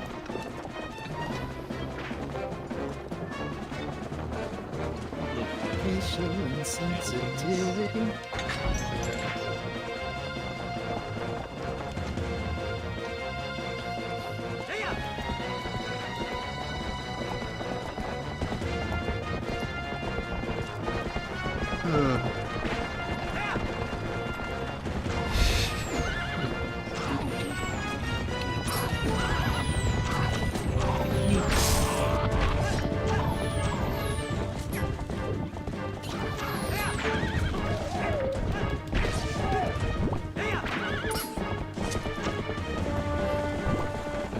definitely had I've had like weird instances of that, people like do it, like making fun of other people's accents, or like I have a friend who's from Germany, and I swear every fucking time I would like bring him up in conversation to somebody, they'd immediately start doing like a fake German accent. It's always jarring as fuck, because the funny haha accent never sounds anything like a real person to me. No one actually talks like that. With that, I'm German. Like, no one talks like that.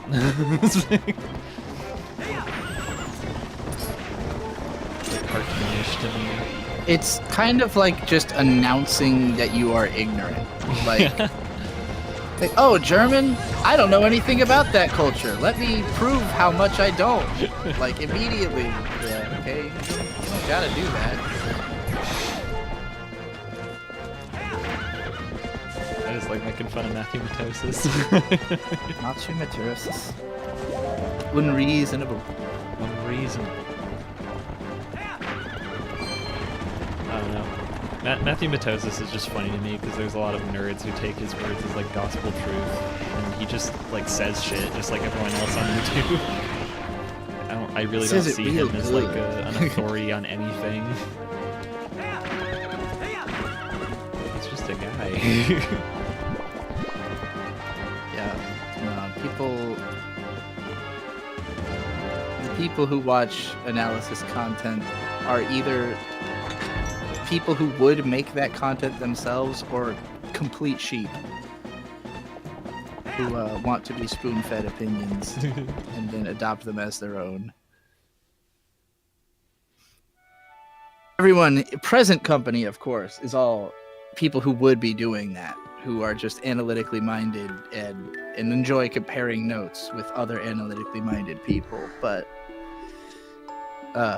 you know, back when I was very popular, I heard a lot of complaining about that happening with my content, where like people just go around parroting shit I've said, and it's like they don't really understand what I meant. They're just like, oh no, but the show is bad because, and then they'll say like, you know, paraphrase something I said, and it's like, that's not even your opinion. That's just something that somebody who sounds authoritative said, and you got convinced that now you can win arguments with it. It's like, yeah, I noticed that a lot.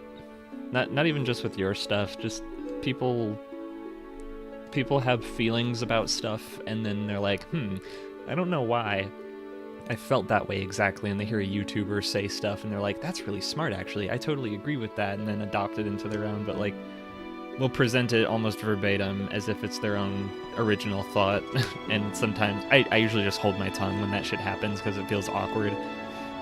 Someone told me they didn't like Elden Ring very much, and when I asked why, they basically paraphrased Joseph Anderson, and I think Joseph Anderson's takes on Elden Ring were like lame as fuck, and I don't agree with anything he said.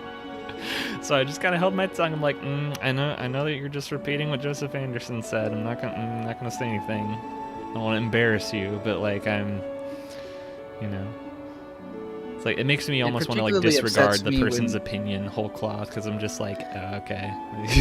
I hate when people like have gotten their opinion from somewhere, but they don't express it as that they got it from there. Like if you just say like, oh, well, this is what this person said, then it's like, I can now go and check that out and like see exactly what they said. But when they do the like paraphrasing, and it's like, I can tell you got this opinion from somewhere, but I don't know where. But like, you don't know how to argue it really, so it feels like I'm arguing with the shadow of somebody else, you know.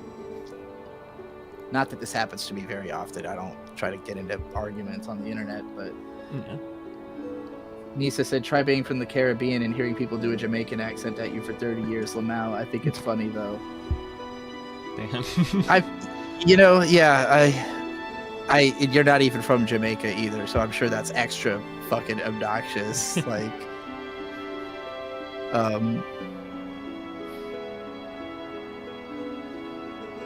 I'm surprised. Like, you know, it's like if I told somebody I was from Virginia and they started doing an exaggerated Southern accent at me. Well, I'll be y'all dang. Well, dadgummit, will do. Milking a goat. A ding dang, dirly deer. I feel like where I come from does kind of have like the least stereotypes. Have you met my son Tanner? Like, if I tell people I'm from Virginia, they do not usually make any particular assumptions about what that means. West Virginia is different. If you tell somebody you're from West Virginia, or you're from Kentucky, or you're from, obviously Alabama gets the most shit out of anywhere. Like, I have my own goofy dialect. I'm from the Midwest. I catch myself saying some shit. What is the most Midwestern thing that you say? I don't know. I don't even know. I know I say y'all all the fucking time, but... I'm a big y'aller, and is that more Midwestern or more Southern, though? I think that's just American stuff, or like using the word ain't. I don't know. Does anyone outside the U.S. use ain't? I will say they do not say y'all in California. Okay. And I assume probably not New York, because New York and California are real up on this idea that they're like more sophisticated than the rest of the flyover country, Interesting. I've heard New Yorkers refer to basically all Southerners as Bamas. I'm gonna squeeze right past you. So okay, Ope is a big one. I know that Bird did not say y'all until he moved to Virginia and got used to hearing it all the time, and now he says it as well. But if he goes back to California and he says y'all, they're gonna be like, "Where are you from?" I think. Okay, that Zora is hot. That is the hottest character in this game so far. I have to agree. Yeah, I think Ope is pretty deeply ingrained in me. That's definitely a Midwesternism that will never leave my body. Just like when you round a corner, like you're going in the bathroom or something, you round a corner and like a guy with just like a middle-aged man with a mustache almost bumps into you, stops and goes, "Oh!" And then also at the same time I go, "Oh!" And he's like, "I'm gonna squeeze past you." Oh, sorry about that.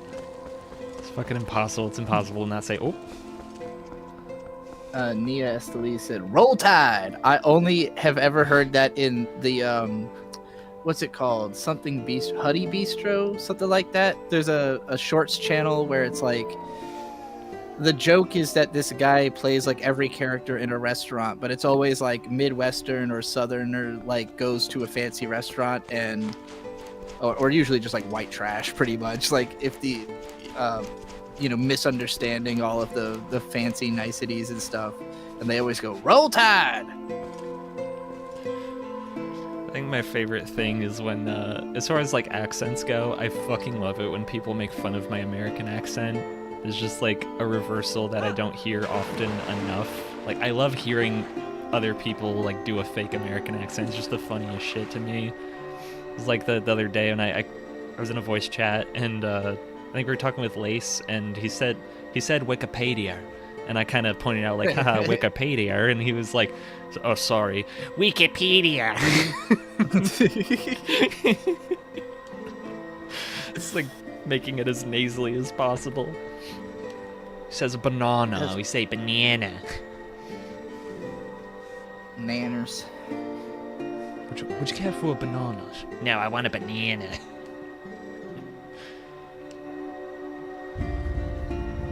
Yeah, I don't know. I feel Big like time Uber. My accent doesn't come out very strongly when I'm podcasting, but it is much more pronounced in real life, for sure. And when I think about what is my accent, it really comes down to the phrase, "Y'all ain't got no." Y'all ain't got no fucking, like anything that starts with that, that's what I think. Okay, that's me. The phrase, "Y'all ain't got no." Or just "y'all ain't." I definitely say "y'all ain't" like pretty frequently. Yeah, y'all ain't. One of my core memories is like a kid at school asking me a question and I didn't quite hear him, and so he kept repeating like, "Ain't it? Ain't it? Krona, ain't it?" Like, just "ain't it" being a complete sentence is so funny. I would definitely say that most people around where I live have way more pronounced accents than I do. I got my fucking flippers on.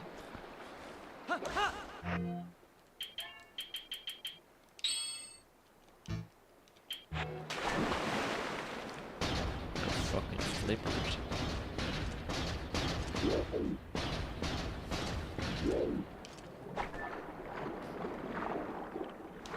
Nia said hamburgers. Am I right? And that just reminded me of that's how Canadians distinguish themselves from Americans, because they don't have an accent difference, but they use the metric system.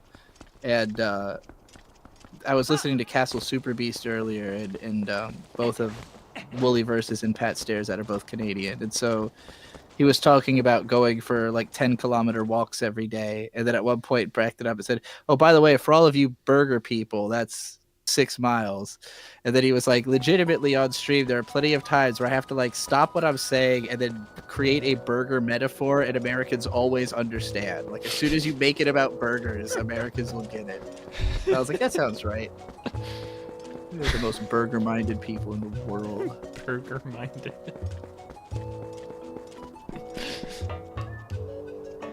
Lisa said my New York accent can be boiled down to, "Hey, yo, bro." I'm definitely burger-minded because I was diagnosed with Asperger's at a very young age. Hey. Or maybe it's meant to be read more like, "Hey, yo, bro."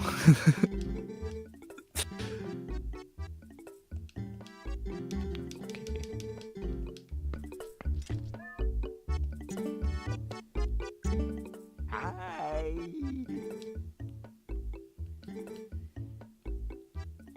I have to resell my cringy bombs so I can carry underwater bombs.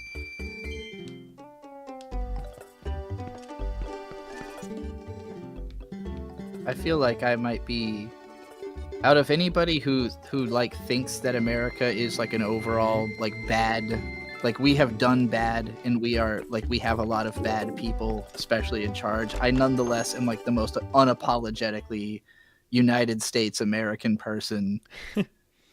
Like I legitimately am so passionate about burgers, you have no idea.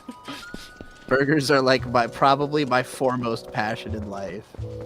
Yeah, I'm kind of the same way. I'm a no good, dirty socialist, but I am also just so American in my way of being. It's inescapable. Like, it's not like I can resist it. It's not like I can, you know, detox the American out of my system. So I just kind of Nia roll with it. Esteliz, Nia Esteliz said, "Trixie, your pronunciation of the word talk has always stood out to me. Not a regional thing, Yeah. just a me thing." Did we go over this on the last show? I know I We talked did. about this on the last show. Okay, yeah. We totally talked about it last week. Yeah. Talk. Talk, walk. I overpronounced the L's in these words, and I didn't realize it wasn't normal until I started making internet videos. Pretty funny. There's a lot of other words that I used to pronounce funny and I don't anymore because I just taught myself the right way to do it. I would even say I don't really say talk that way as often now, but Where's my fucking... I definitely don't say talk. Like most people say talk with like a W. What are you talking about?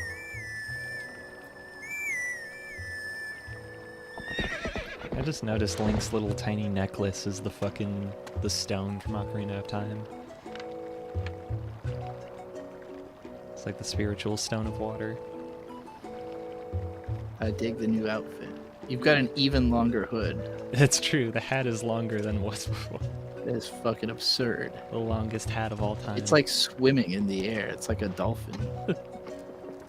It's my fin. Do you like my new fin? I gotta go pee again. Oy. You can tell Americans by how they say dollars.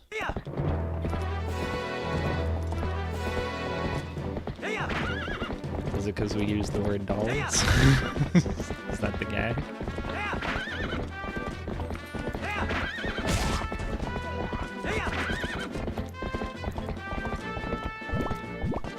Is the outfit appropriation of Zora culture?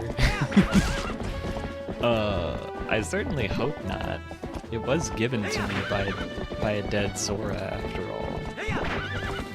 I think in this context it's politically correct, but if I just like was grave robbing, I don't think that would be allowed. I think that would be a perversion of the something sacred. I will say, however, it is a suit of armor that allows people to breathe underwater. So, I'm not exactly sure what the Zora would need it for.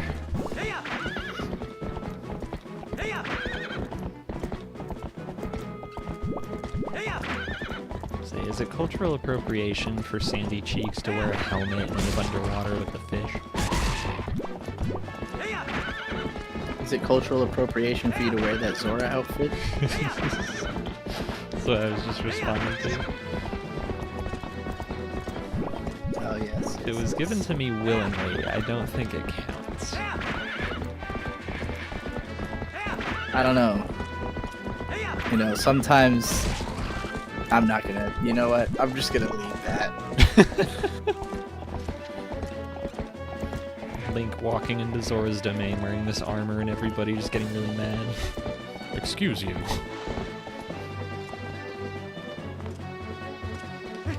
Fuck you. Got it off a dead guy doesn't... You saying I got it off a dead guy doesn't endow me with confidence, but fair enough. Now listen, the ghost told me it was okay. I promise.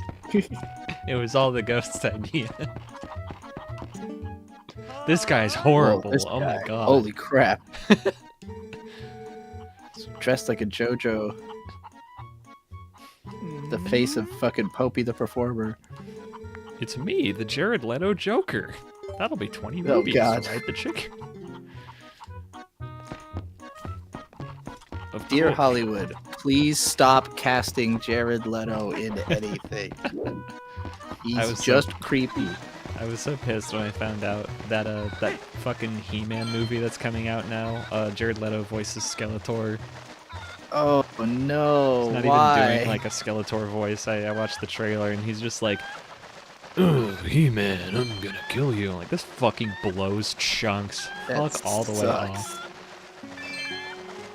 Please, no more Jared Leto. We don't need any more Jared Leto. He makes We're good on everything Jared Leto. worse. Oh, I'm supposed to land on this thing. Oh, fuck. I did the minigame wrong. That's what I get for thinking about Minigame! Jared Leto. Like, killed brain cells. Yeah, even the mere thought is enough to fuck up your whole shit.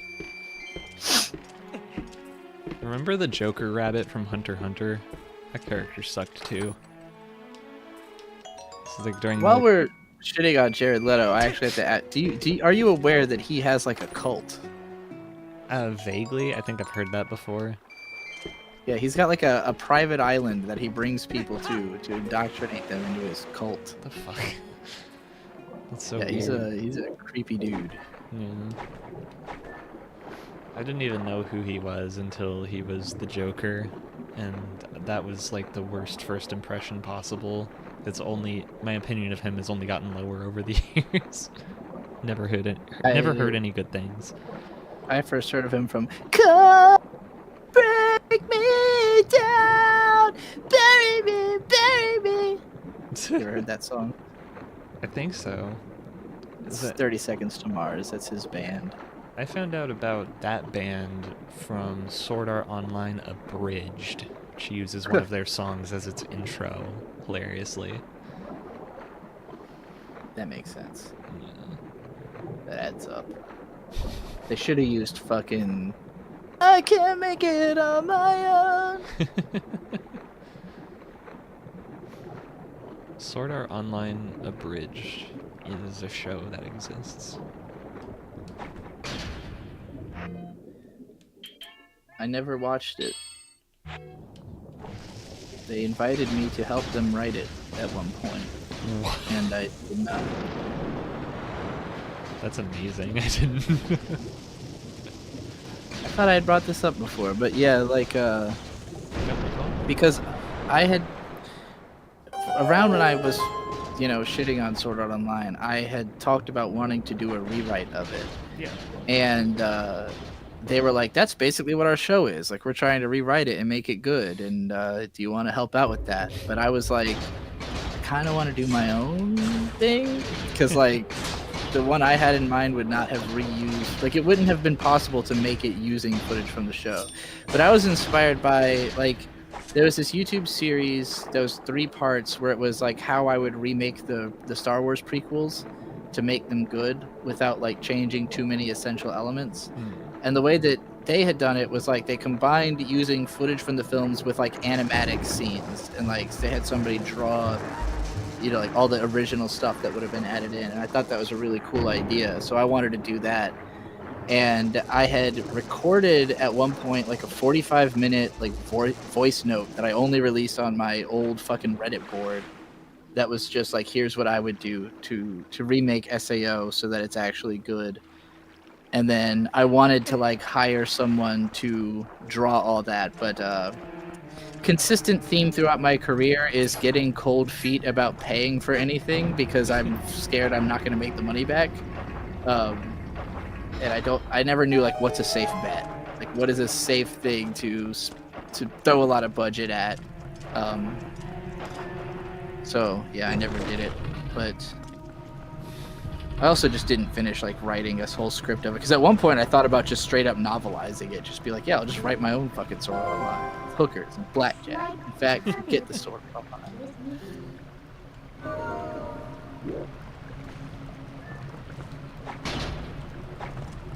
Is it true that you were maybe going to be on Giga's Trash Taste podcast? No, that was never offered to me. They all live in Japan, right? Like, wouldn't that be like a requisite? No, I had no idea that thing was going to happen until it existed. Okay. I've been streaming for about 3 hours, and we just made it to a dungeon. I think that's a good stopping point. All right, everybody. On Monday, probably 3:30. Yeah.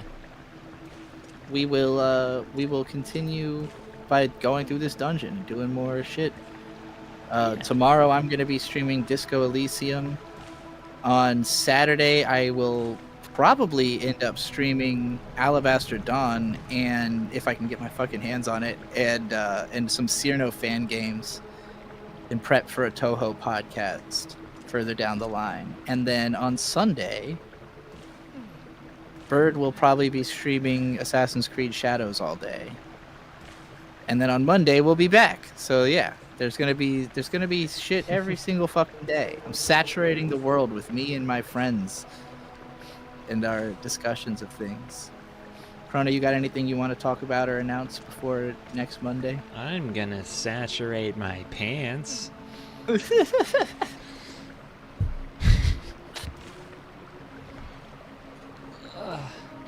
All right, everybody. Yeah, I don't know. See you on Monday. Bye. Bye.